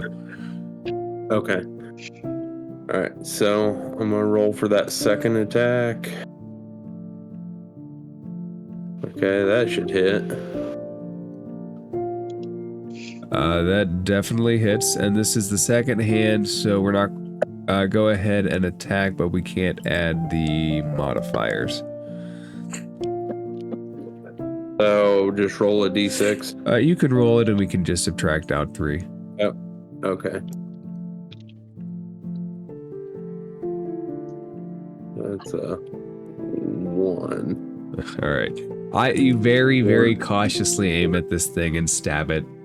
It just very gently goes into the top of its head.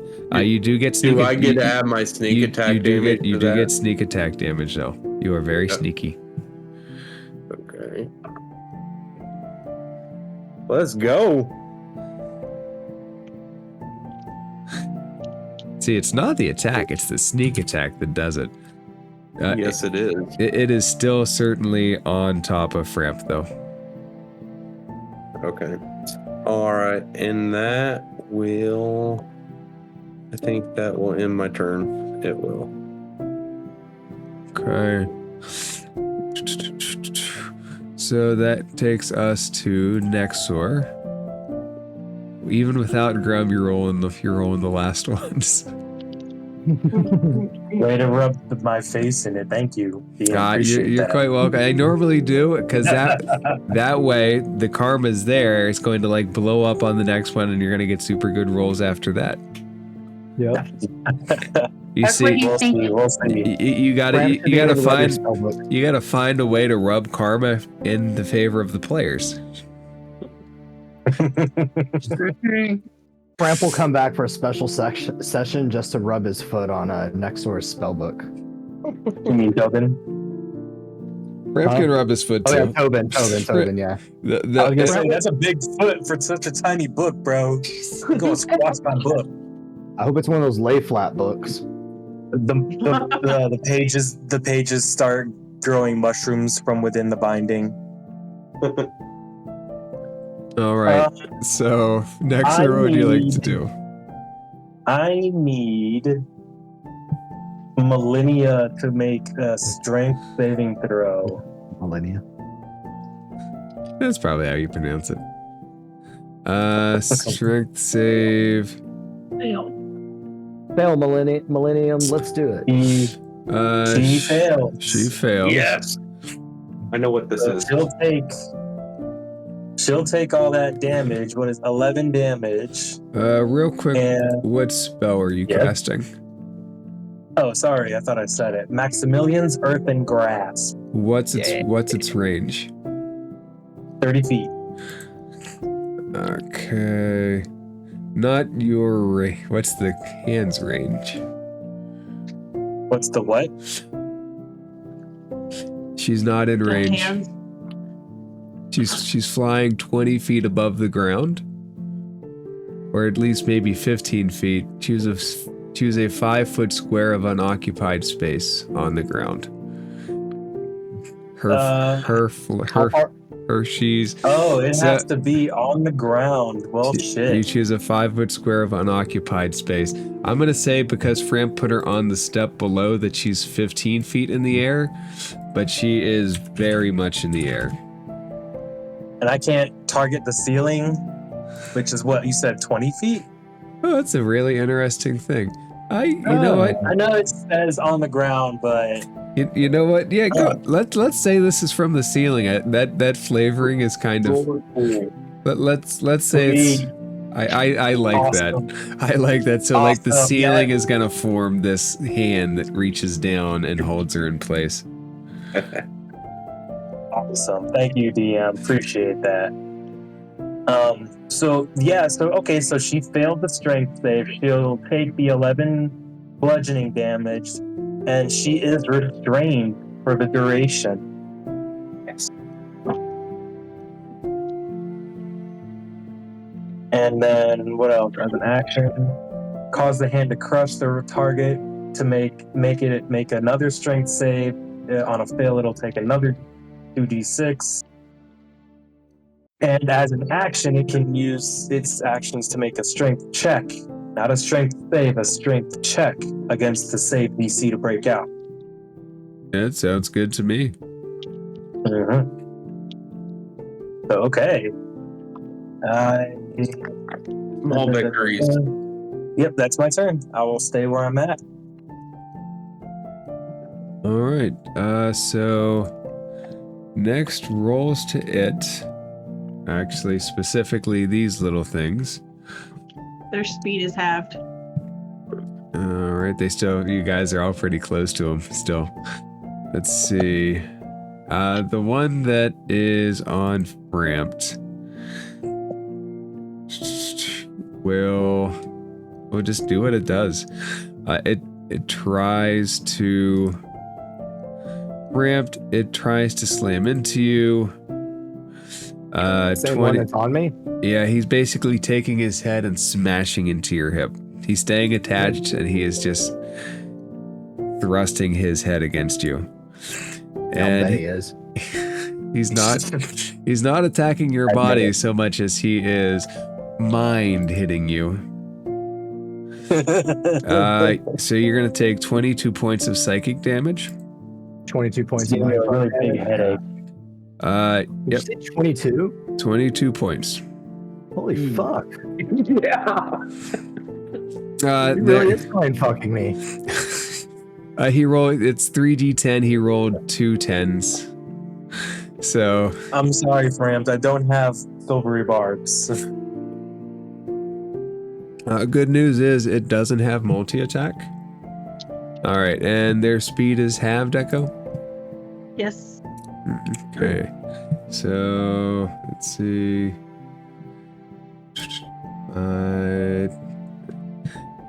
Nexer, can you? Well, let's do the attack first. Nexer, it still has enough movement to get to you. And 13 probably misses. Yeah. Make a dexterity saving throw, please. I'm great at those, right? Hey, 18. You managed to slide out of the way of its latching onto you, so you still have your dignity in that respect. Echo, in many more respects, probably.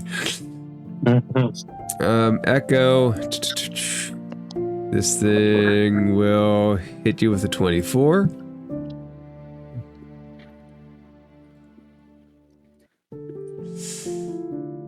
That's good. Stop tumbling so much, dice.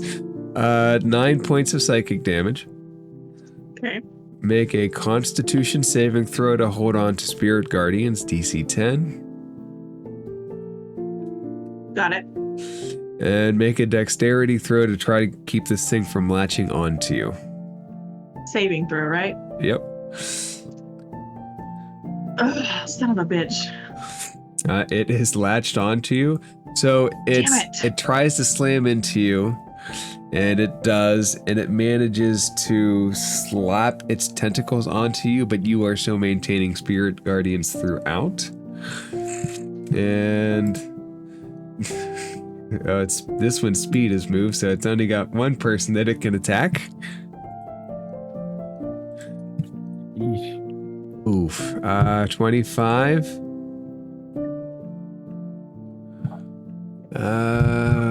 This one with 18 points of damage, psychic damage. Go ahead and make To me? Yep. Oh, heavens.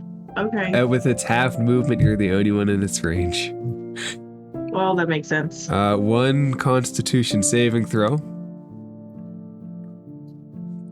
13? You have a second one attached to you. That was my con. Can I make a dex save? Oh, I'm sorry. I'm getting ahead of myself. Make a dex save. I thought the con save was the dex save. Getting ahead of Well, you know, never mind. The dex save is even worse, so Never just mind. disregard it. You have a second one, so one's attached to your hip, the other one's kind of attached to right under your thigh, maybe around your knee or something. And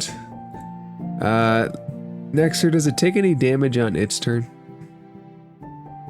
What, Millennia? Yeah. She doesn't take... No, but Okay. she is restrained. I don't know if she can move. No, but she can attack you. Right. She's going to have disadvantage for the restraint. The disadvantage, just like the last time, the disadvantage is the thing that's going to save you. I try and yank her with my spectral roots, and we just rip her in half. You can yank her with your spectral roots. That one will hit. 23 to hit. All right, so let's do this. Okay, it's going to be Nexer, 9 points of psychic damage. Do a wisdom saving throw.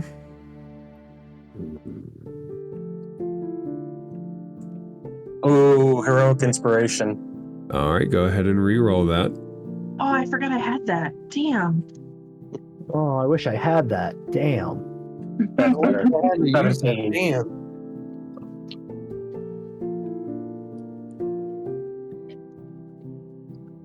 Damn. Okay, you managed to shake off its fright. Please roll a Constitution saving throw, DC 10. Fuck. 21. You managed to maintain your spell. You know it. And that takes us to Nope. I need wisdom saves from all of them because they ended their turn. Are they all? Yeah, they're probably all within there. All right, so. Oh, I guess she might not be anymore, but all three of the other ones are. It should be if it's 15 feet, 5, 10, 15. Yeah, she's definitely gonna be in there. All right, so this is A. 15. This is B. 14. And C. That'll succeed at 20. What's the spell DC? 14. All of the encephalons succeed. And let's see if she does not have advantage, which is good.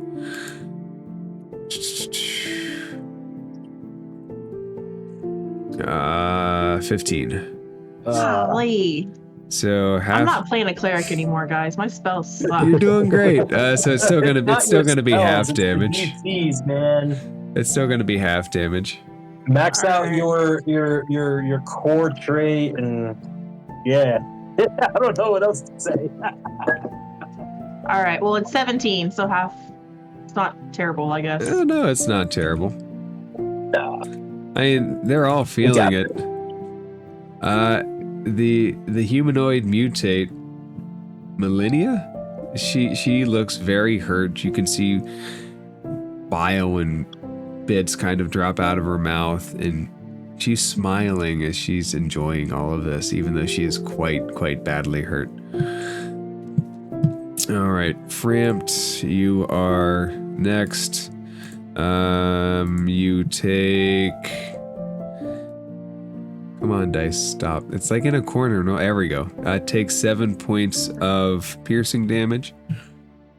Right. 6 points of piercing damage, or 3 points of piercing 3 damage. points of piercing damage.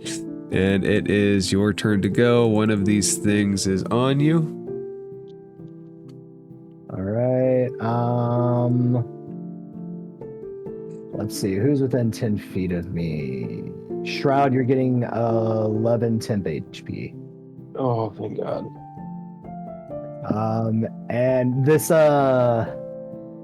dragon's breath thing, is it a bonus action to vomit all over things? It's most likely an attack action. An action. It's It is an action. Yep. You have a 15-foot cone. It'll be a dexterity saving throw. Half damage on success on their part.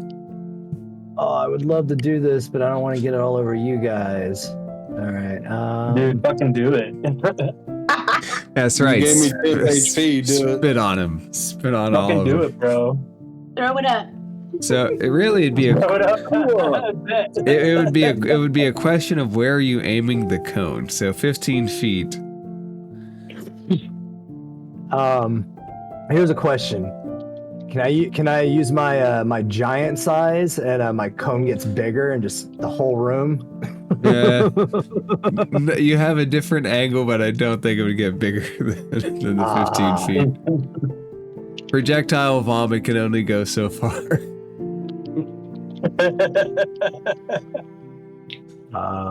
We gotta remember this is poison damage. That don't affect the intensity. So currently, Go ahead. Currently, 3 of the encephalons are attached. I do believe Nexor did make his save, so Nexor's is not attached to him. It's just in front of him. Just so you have a context. There are 2 on Echo. All right, I'm going to attack Nexor's. Are you going to vomit on it or hit it? No, I'm just gonna hit it. Okay. I'm not gonna try any of that. Oh, why do you move in front of there? Does an 11 hit? Probably not. It does not. All right. Man. All right. I'm gonna do the same thing, but I'm gonna try and position this in a way that I'm like pulling my axe forward and then bringing it back, almost like a reverse spear move, hoping that the cleave will. I can aim this right, and the cleave will hit the one attached to my hip too. So that was a 19. If that makes sense. If it doesn't, then it doesn't. Then you can always say no. 8 points of slashing damage for the one. I like the next self-doubt that we're always doing. By the way, is it Grum's great axe that you're using, or is it another great axe? Do I have it? I don't remember. I don't remember what happened to Grum's axe, honestly. I think Echo still has I it. think Echo took it. Yeah, Echo still has it. Okay, so it's Echo probably still has all of his stuff. Mhm. so it's probably the one from the dwarven room. With the is it the one with the magic handle? Yeah, it's the one with Okay. the immovable rod. All right, so.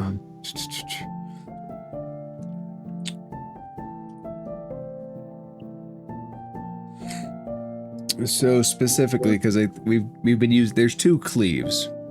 The old cleave optional roll lets the first hit go through. The weapon mastery requires a second attack, and then the damage from the first attack transfers.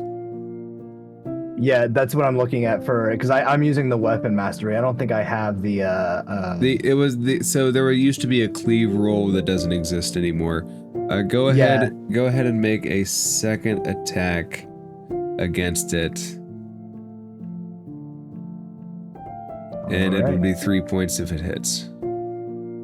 So the first one takes all of the damage. that doesn't hit. And the other one doesn't hit. All right, and then bonus action.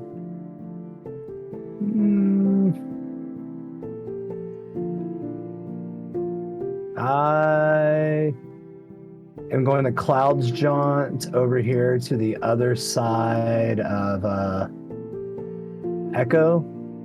That way I don't take a opportunity attack. And here I'll bring the little one attached with me. Do you want to bring it? Oh no, I don't. It's like a Misty Step, right? Yeah. Yeah, you can Misty Step. You can Misty Step without that thing. You can feel free to take it if you want. All right. Far be it for me to tell you not to take a friend. Nope. I will get over here by Echo, and that'll be all my actions. Okay, that takes us to God. Oh no! Echo. Oh no! I didn't see you were that low. You didn't see that before? Well, I'm sorry. You have two attached to you. Yeah, it's rough, isn't it? It's gonna be rougher than you think. Take 10 points of damage from the first one. Oh. That's okay. And then mark one failed saving throw as the second one also stabs into you. Okay. The spirit guardians vanish. Everybody sees Echo fall down with these things. Oh no, Echo. Oh no, Echo. Oh no. It's okay. I have an idea for a new character. Oh no. Really? Is it another player? Is it another player down? It's okay. I might die too, so you know. Change it. Nix will be the only original. Mix will be the OG. She's like the veteran. We all meet here. She's all grizzled, smoking a cigarette. She's our grizzled veteran. You can't blame Shroud for this one. She's got like an eye patch. At least we only had to do one of each. As you fall down, Millennia starts to cackle and say, "I wanted to be the first one to go down, not her. Let's all die together." Let's get real freaky. Yeah.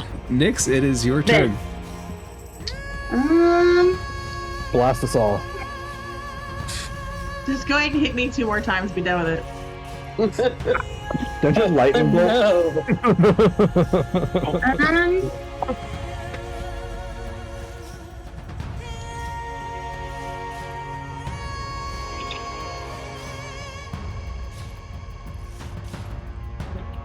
Decisions. Make good ones. I know. Or bad ones. Why would Either I one. make bad ones? For the fun of the game, make the decision that you think will have the best outcome. For you. Make the best outcome for you.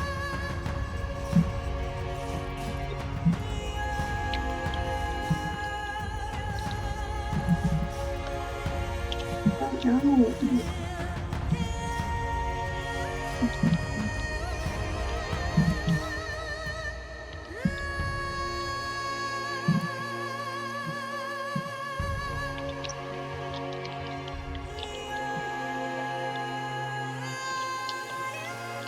So I will say, Nyx, you are still concentrating on the ability for Framp to have his dragon's breath. I know.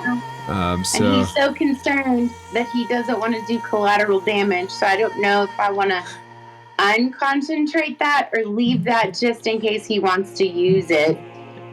entirely your call.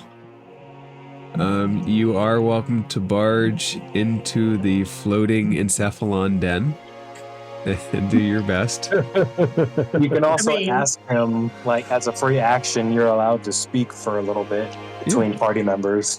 Yeah, you guys could strategize as long as it's not like super long. You guys can certainly strategize real Yeah, quick. like a few sentences here and there. Yeah, so Nyx is going to kind of like bebop out from her hiding spot and go, hey, Fran, do you still want to vomit poison? The phrasing is awesome. That's a weird question to ask after Echo just went down, but I could go either way. Or would you rather be Witch's Bolt or Lightning Bolt them? I look over and see that Echo's already down. And we're surrounded by these things. I'm like, good idea. And then I also look at Nexor and Shroud, and I'm like, bad idea.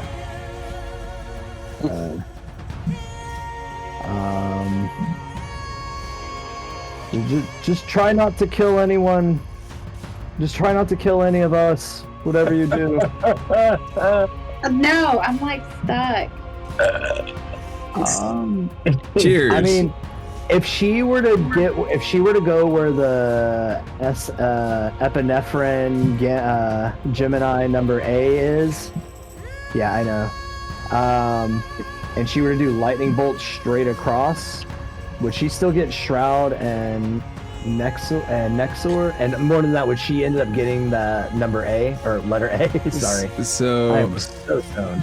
if she went anything down here, anything within this group, so she saw like a lightning bolt across, it's gonna hit everything there. No, I meant if she went this way, if she were in the space of number A. She Number A. Why do I keep saying number A? That's fine. So she can occupy this space and like shoot that way. Yeah. She's gonna hit it. She's 100% gonna hit Echo with a lightning bolt, though.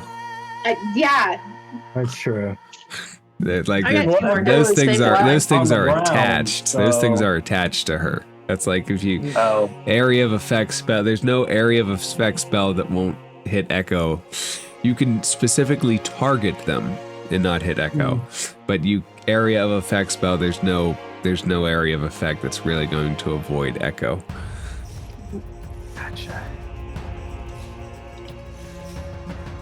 Do you have Searing Blast by any chance? Is that the one that shoots like separate beams? that's I Scorching can't- Ray. Scorching Ray, that's Uh-huh. what I meant. I don't think I she do. has. Do you have Scorching Ray? No, but I have Gem of Brightness, and it does. Oh, Yeah. It does. Where am I? I wrote my notes down somewhere. Let me find it.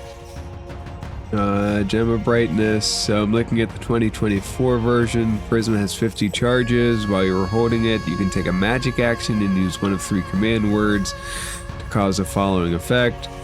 First word, bright light, 30-foot radius, dim light for an additional 30th. Second command Fire word. beam is the second command, and then the third one is the 5 charges of light. Alright, I'm gonna guess it's the. You said Gem of Brightness, right? Mm-hmm. Do you know if it's the 2014 version or the see what you have in your inventory. It's 2014. Mm-hmm. Okay. Gem of Brightness. It says creature if struck by the beam. So second command word, the creature must succeed on a 15-foot Constitution saving throw or have the blinded condition for a minute. Third command word, cause a gem to flare in a 30-foot cone. Okay, so I don't think the way this reads, it's not a fire roll. It's trying to give something the blinded condition. Mm-hmm. So you can certainly attempt to blind them.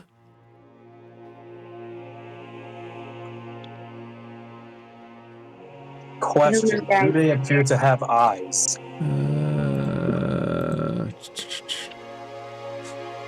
I would not classify these things as eyes. They have little pods.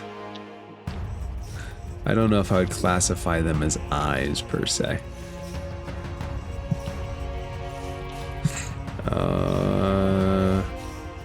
Let me find this. I updated to Windows 11 and it's really so yeah, let me put this in the chat.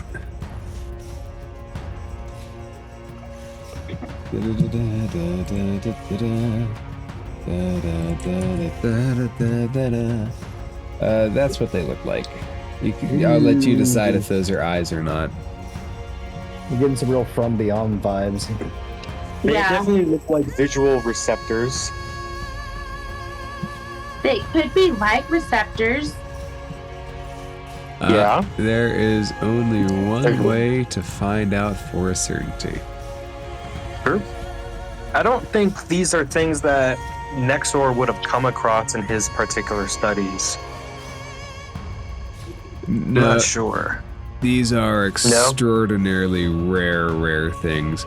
Like at most you know them because of a passage in passing that you managed to remember. Like these things are not normal. Okay. And then even with my intelligence maxed out, that's the most I could say as helping hand is they look like visual receptors, but I don't know shit else about them. On your turn, you can make like an insight roll, and that might get you more information. But like without a roll or a reason to have it, it's hard to justify. Nix, what would you like to do? Can I insight roll to see if those are light receptors or eyeballs? You can, but it would be an action to do so. So Well, I'll just cast it. I'll cast the first command. all right. The first one. Mm-hmm. You're just setting bright light. Yeah, that won't blind them. That would just That won't. no. So The let's first do the second the one first then. command were just like a flashlight. Second Okay. command, cause a gem that's against one creature, and the third command word does the same thing, but area of effect in a 30-foot cone, which honestly everybody is in. May I interject here? Uh-huh. So I don't know exactly how it would line up, but I'm pretty sure if you get like around here or so, you could angle that cone to go all the way down the corridor and catch everybody. So certainly Melania is going to be outside of the reach of a 15-foot cone. Right. Well, 15 or 30. So The sorry. 30 foot. For some reason I was thinking cube. 30 feet. So no, Yeah, you it would could. reach Yeah, it. you could certainly hit Malinia. Millennia. I'm afraid I'm gonna say the wrong name and get on a list. Don't We'll you call her put me Millie. on a list. Let's Call call her her. Millie. Let's call her M. I'm gonna call her M from now on.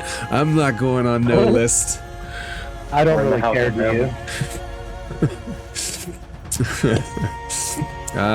you? Would you like to use the 5 charges that would take to send out?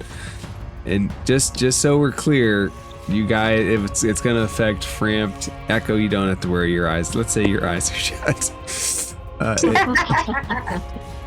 you're in so much pain. It will affect Framped.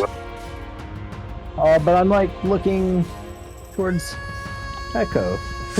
Yeah, but it's a super duper bright light. Fucking magic. Well, it's a con save, so hopefully your constitution ain't horrible. That's true. Right. All right. And hold on, let me before you go for it, let me double check something here. Okay. Oh, okay. Okay. Yeah, you're good. Okay. You ready for my magical phrase? Do it. What is your magical phrase? Blinded by the light.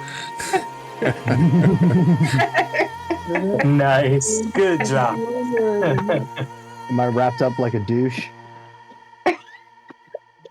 Let's find out. Make a No, he doesn't have to make a con save. I'm going to use one of my portents, which is actually a 15. All right. So he'll automatically save. So Shroud, there are two worlds. One where Framp's eyes cease to work, and one where they push through, and you use your magic ability to force the blinded one out of existence, and you set the other reality on top of Frampt. And as this light shines out, Frampt, your eyes remain perfectly in vision. And let's see, con save. Alright, given all of his like close encounters and all this stuff, like Frampt is pretty sure he's seeing the light and he's about to die. Millennia is blinded. The Encephalons don't seem to be affected. They're very infected. Okay, so Nyx, that's your action. Would you like to do anything else? If I move away from A, does that give him a point of opportunity? A and B are both free floating, unattached, so if you leave their area, they will each attack you. Okay, well, never mind. Wait, did her blindness not work just now? Not on them. It did not. Not on them. It did not affect the Encephalons. It did. It worked on malaria. M cannot currently see. Oh, shit, so they can't see. Fuck, dude. Alright, Nyx, so you stay put. That was a great idea. Shrouded is currently your turn. So you know the situation in front of you. M is grabbed from the ceiling with a stone hand being squeezed. A big bright light just went off in front of you. Echo is dying on the ground as these things are attached to her. And it is a situation. What do you do? Well, I'm going to take into consideration that Melania wanted to go down first. So I am going to take both my daggers out and throw them at her. All right. And I'm going to do a sneak attack on that. All right, you got to hit first to get the sneak attack. Yeah. So she's blinded. So because she's blinded, you're gonna have advantage with the roll, and it's the advantage. It's so to have the sneak attack damage, you either have to have advantage on the roll, or an ally within 5 feet. Because she's blinded, you get advantage, and that advantage will allow you to use the sneak attack damage. Okay. If you hit, as always. You're welcome. Okay. So I'm going to use my advantage attack first. Roll. Yes. Roll. No. Thank God I had advantage. That hits. Okay, and then I'll go ahead and roll for my other attack. And that's just a straight roll, right? It'll still be the roll. It actually should be with your dex modifier, but go ahead and roll to throw it. And they each add the initial modifiers there. The second attack won't add the proficiency modifiers, it won't add the bonus. Okay, so that's the second attack. The second attack fails. So roll damage for the first one and then roll sneak attack damage.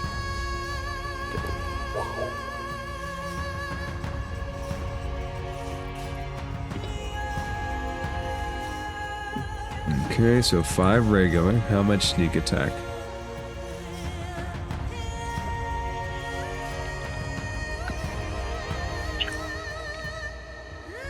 Nine. Alright, she is still alive, but barely breathing. She's trying to cough, but the stone hand is restricting even the little bit of life that she has left. And you can hear her starting to chant for the obelisk as she's closer and closer to death. Okay, so I got a question. I'll just do this. So, as a bonus action, I want to disengage. That way, I don't get hit by this Acephalon A. You can use your cunning action to disengage. And then I'm going to move here. Alright, you move. You're standing over Echo at the moment. And that will end my turn. Alright, next, what would you like to do?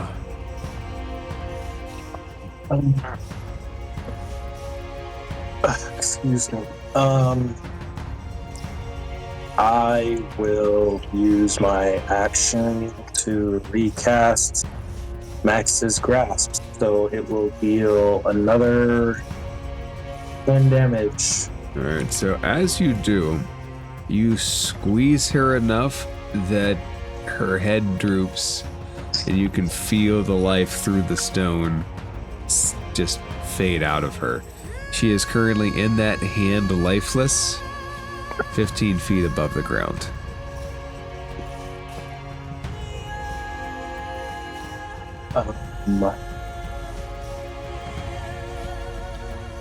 Oh, it's an action to move the hand. Damn! Big these hands. Fuck this earth and grass.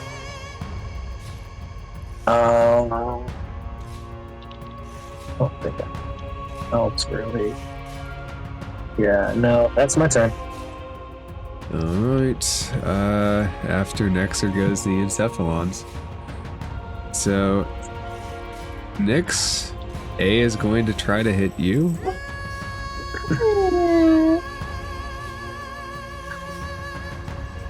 That just isn't very nice. And it succeeds. It succeeds in a ravenous way. So you are going to take... That's a 1, that's good. 37 points of psychic damage. I don't like this game anymore. Drop out. Yeah, if Echo dies, I'm not coming back. So 37 points of psychic damage, and I need you to make a dexterity saving throw.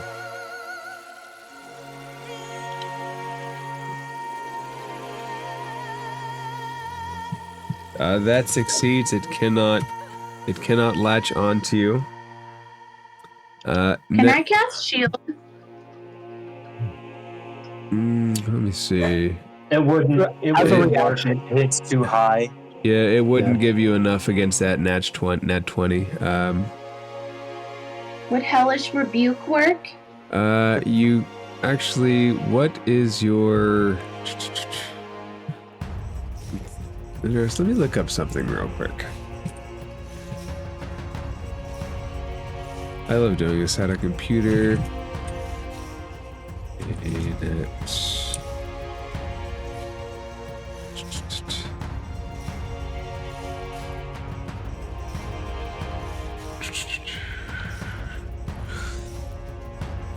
As a 6-year-old, answer good. Yeah, I don't think it blocks a nat 20. You can do a Hellish Rebuke against it. Okay. I would like to cast a hellish rebuke before I die. No, don't say you're gonna die. Fucking guys, let's all go out. We So don't even finish the campaign. We just start a new one. I'll die. these encephalons are something else. What if the Yeah. equivalent of heaven is where we met? What's his name? Lucky Luigi. Spelljammer. I could use Captain Potamus right about now. Oh, you don't have 37 points of health, do you? That's what I'm saying. Oh shit. Go ahead and cast Hellish Rebuke as you're about to pass out. Okay.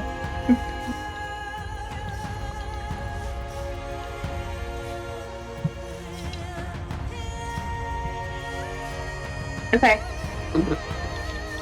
All right. No, you don't do the dex. Actually, I'm sorry. It does the dex save.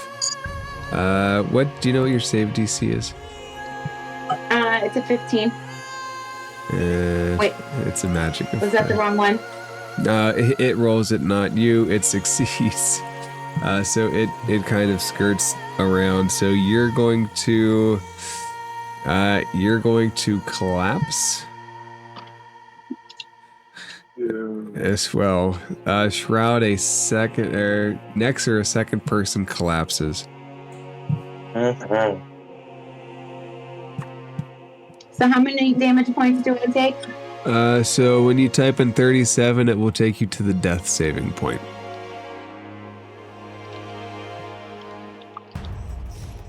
Yeah, because I'm only at 28.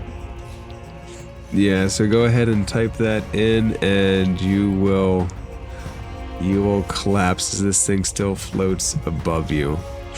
Nexer B is going to try to hit against you. 19 to hit. Shield. All right, you throw up your magic shield. Can you make a dexterity saving throw as it tries to leech onto you?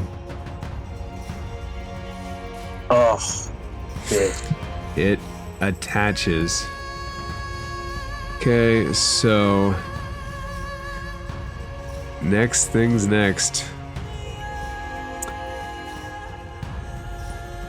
Echo, the two that are attached to you will each slam against you.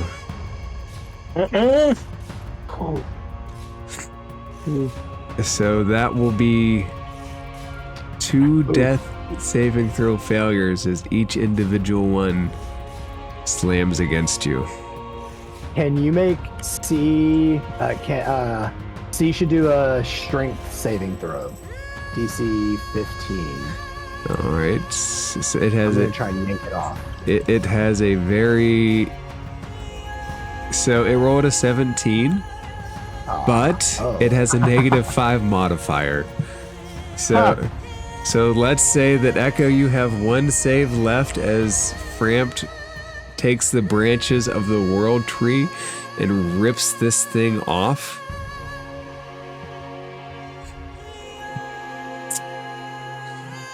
So Frampt, am I right in putting it like right there? Yeah. I was gonna put it next to A. Okay, does it have to be within 5 feet of you, or can you transport it anywhere? 5 feet. So I was gonna put it like in the So we're probably like right about here-ish. Oh wait, no, that's right. Never mind. I was looking at this wrong. Yeah, sorry, not next to. I don't know why I thought A. Next to D. All right, so off Echo, but there. Yeah. All right, the dead humanoid mutate doesn't get to take a turn.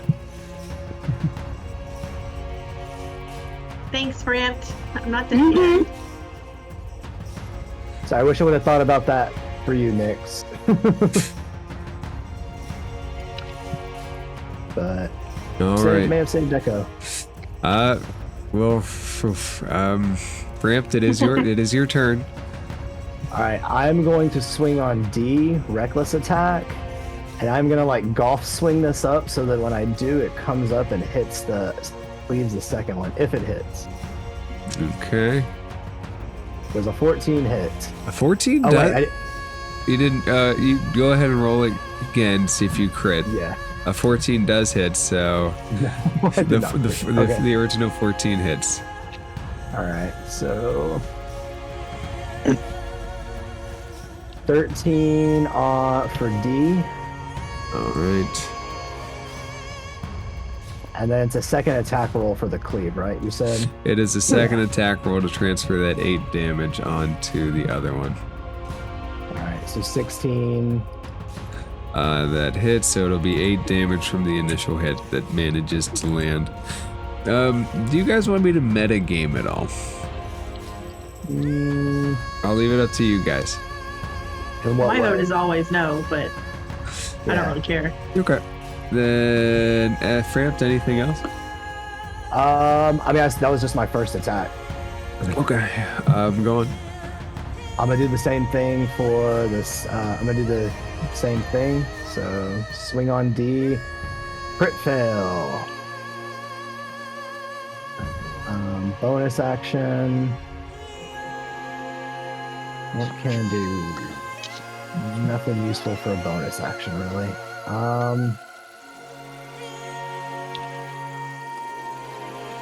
I guess that's it.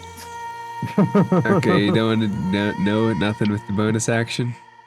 No, I don't really have anything I can do that's applicable to this situation. Okay. And these things are harder to kill than she was. Yeah. They are decently hard to kill. So Echo 1 remains attached. Is it about to attack her? On the start, it is automatic damage on the start of someone's turn when it's attached. Automatically. So there's no attack roll. Didn't they just do that though? Well, the one attacked you. The one attacked Right. you would be an automatic hit because he's attached to you while you're down. Frampt pulled off the other one. It rolls to your turn now. Oh, okay, I understand. I'm with you. So it is going to pierce its tentacles into you in a way that wouldn't normally destroy someone's mind. These things are poison to the mind. And even though your eyes are closed, you see a divine hand coming to grab you, and it wants to pull you up. And as it does, there is a separation from soul and body. And you are standing there amidst the chaos. This is an opportunity to use our death rules. And Echo, as a part of our death rules, you can apply 10 healing per turn at the cost of your health pool. So you know, you can also apply advantage or disadvantage to creatures at the cost of your health pool. So, not that you have to. Life spent in this way is very hard to recover should Echo be revived. But Echo, I'm going to give you that option. Go ahead and restore your life to full, as you are now a spirit.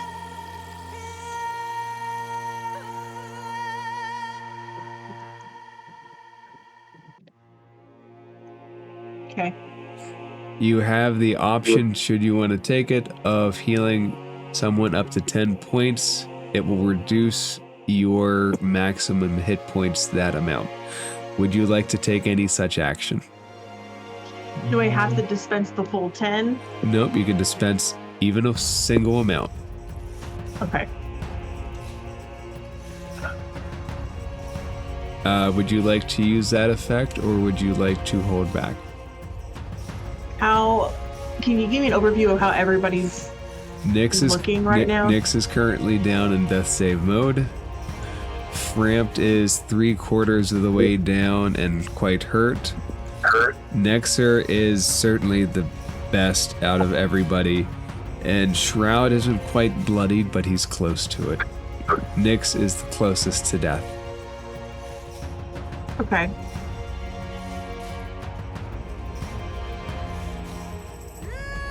I still have a third of I still have 25 hit points left. I might be able to manage.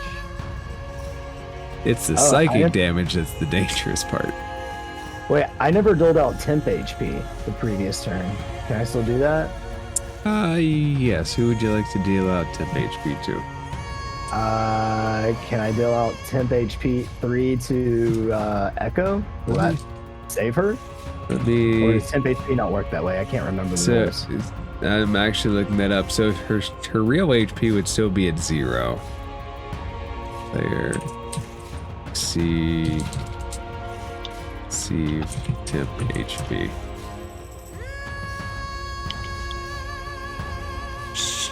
AI overviews are not good. So let's consult the DMs of the internet. Yeah, it looks like the general answer to this is no, because you got to come back from 0 HP to get up. All right. Shroud, do you still have temp HP? I do. All right. Yeah, I can't give it to Nyx because she's down, and I can't give it to myself. All right, temp HP goes nowhere then. You can't give it to Shroud? It's temp HP, so if I only got 3, chances are he's probably got more than I can offer, and it's got to be within 10 feet. Okay. So, I remember. Sorry, we went through a couple of games before reading comprehension kicked in, and I saw the 10 feet as opposed to 30. Okay. Echo, would you like to do anything, or would you like to pass on your turn? Let's give 10 to Nyx. All right. So, Nyx, give yourself 10 HP. And Echo, are you able to think of a memory that would impart on Nyx? Question. Does it have to be one that they shared necessarily? No. Or can I just give her like a vision? You are transferring your life into her. It does not have to be a shared thing between Nyx and you. It is a memory of your life that Nyx will have and carry as a part of her. So the memory that Nyx gets is in the tavern. Is a Stonehill? So it's not the Stone Giant. Stonehill and Sleeping Giant. Yes, the Stonehill Inn. It's in the dream sequence. And it's the moment where Echo and Dark Echo touch. And instead of fear or terror, it's the sense of comfort and curiosity that Echo had in that moment. And glimpses of Echo's home where they were transported to, and Echo's family. Okay. Nyx, you wake up and you remember that almost as if you've lived it. And Nyx, as that happens, you come back into life.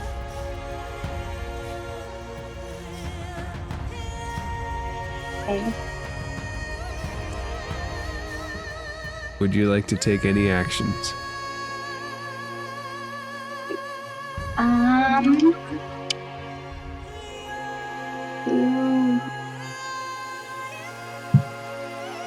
I still have the A1 on me, right? He never attached to you. He just hit you and he was satisfied that you went down. If you want to, you can potentially disengage and move away, or you could use a spell. Your choice. Can I twin a spell? You can twin a spell. I would like to twin Witch's Bolt. and hit A and B. Okay. Go ahead and we'll make a single attack roll to see what level are you casting it at. That's what I'm trying to find. I would suggest whatever your highest level is if you still have it. I do. I was gonna say you should definitely upcast. I'm gonna cast it at 4. Okay. So that will be, I think, 4. Mark off 4 sorcery points. Go ahead and go ahead and make the attack. Oh, So it connects without damaging. You can surge it for the additional attacks, but that one is just connected. okay. So I can hit with a 12? Your bonus attacks I think it has to be on additional turns. So yeah, it has to be after the turn that it's activated on, so you can't hit it and then surge it the first time. Okay. Okay. Would you like to do anything else? No, that's it.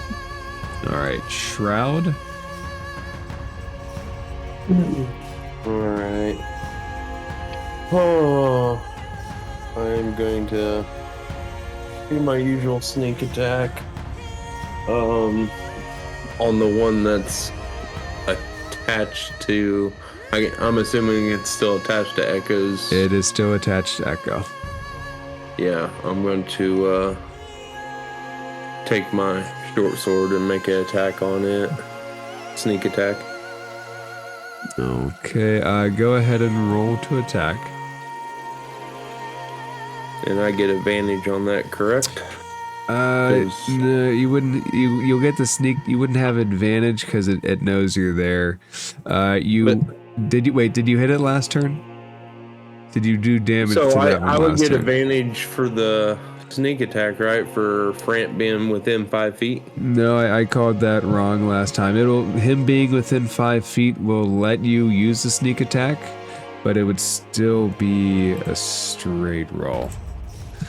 Oh, okay. It's like two thoughts in your head tend to cross. Okay, so I did hit it last attack though. If you did hit it last, different properties. If you would have hit it with your short sword, you would have had advantage with it this time. Okay, so actually, let's do this then. Let me. I can't do that either.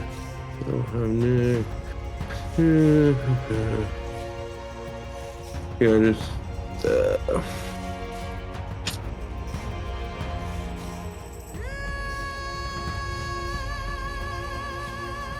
But I can still use my sneak attack because it says you don't need advantage on the attack. Yeah, no. If you hit it, you have the sneak attack. The sneak attack is just added damage after the roll. Preemptive being there would absolutely allow you to use the sneak attack damage. Okay, I got you. Okay, so just a straight roll then. Yes. I'm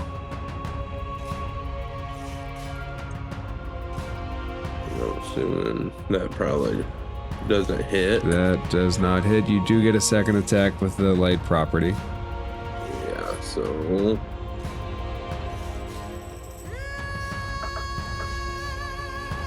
Oh my god.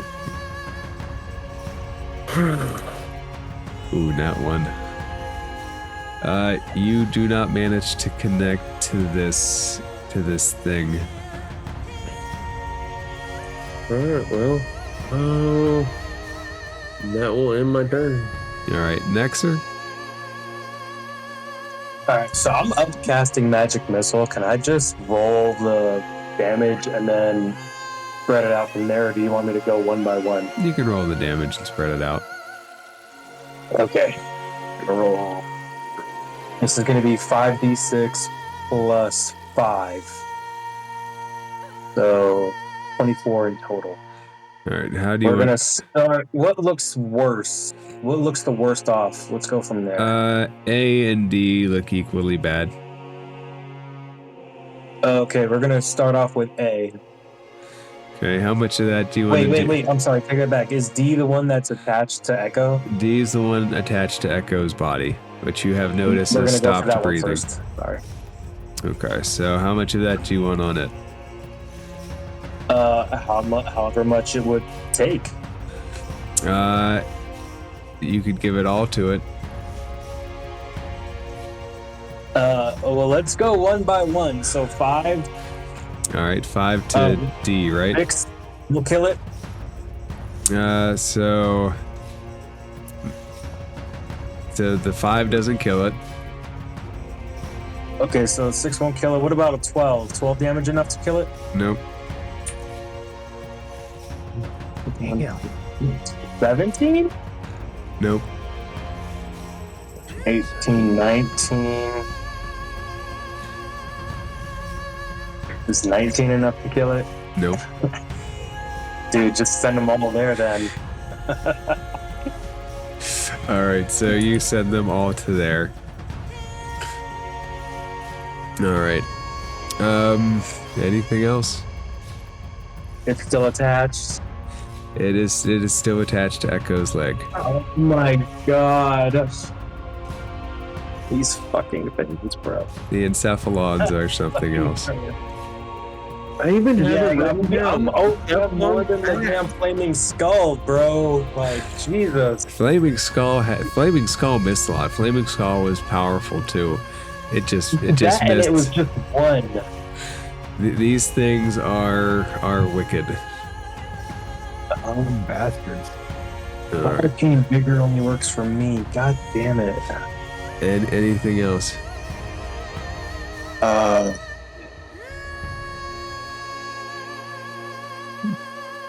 No. That's my turn. All right. So first thing that happens is this door that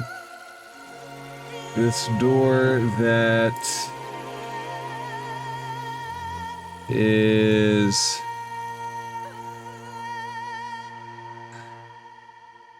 by Shroud opens up. Oh my god. Oh my god, no. Does anybody speak Elvish or Undercommon? I speak Elvish. I also speak Elvish. I speak Elvish. You hear I don't. you hear this drow that comes out say in Elvish, "Get in," and he steps out, and he will.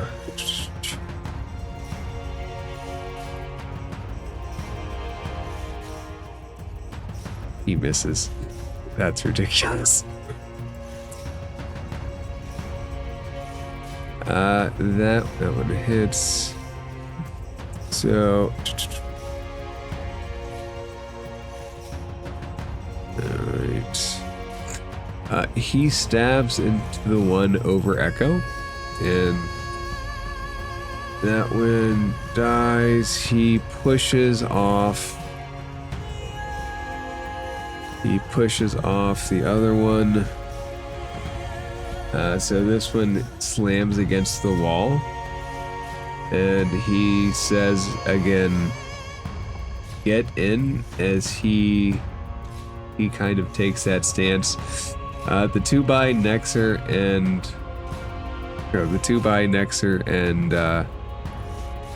Nyx are still there.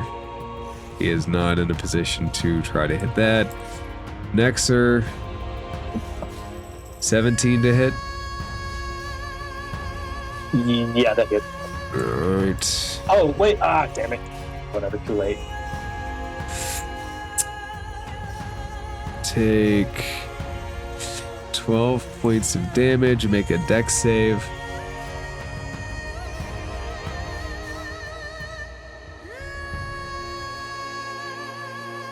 Mm-hmm. It attaches.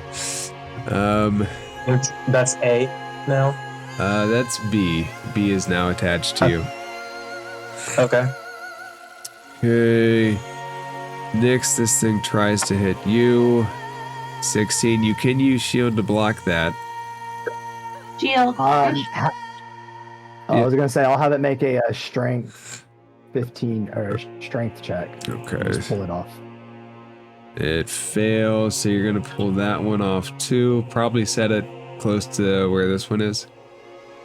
Yep. Do I still need to make a shield? No, in either case. Let's say Framp managed to pull it off beforehand. Alright, so D is going to attack the drow.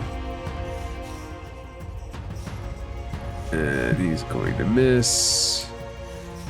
This drow is going to make its saving throw. Alright, so as their turn passes, I'm going to give you guys an option. You can feel free to reject this. The open door is in everybody's reach if they disengage and make it. If they disengage, they can get behind this door that just opened. Does the party want to stay in the battle, or does the party want to go for the door? And next year, it's still going to be attached to you, so it'll be attached on the inside. Group decision. Does anybody not want to? Framp wants to stay and fight. Like, 2 drow come open. Every time there's a drow, it's never good, even if they are saving us. Nexor has one of these things on him, but one of the drow's not doing that great against these things, and Framp is highly pissed off, and also kind of in like, kamikaze mode right now. Doesn't really care if he makes that after watching Echo, losing Echo after losing Drum. Then let me ask you guys this, because we're decently past the normal time. Do you guys want to cut it here and pick it up at this point next week, or do you guys want to keep pushing on? Because we are past 1 now. I have to go to a UAL competition tomorrow. Okay, so let's pick this up next week. I do want to do one more thing though. I this was not how I expected this to set up, but Echo, as this is going on, you are in 2 places at once.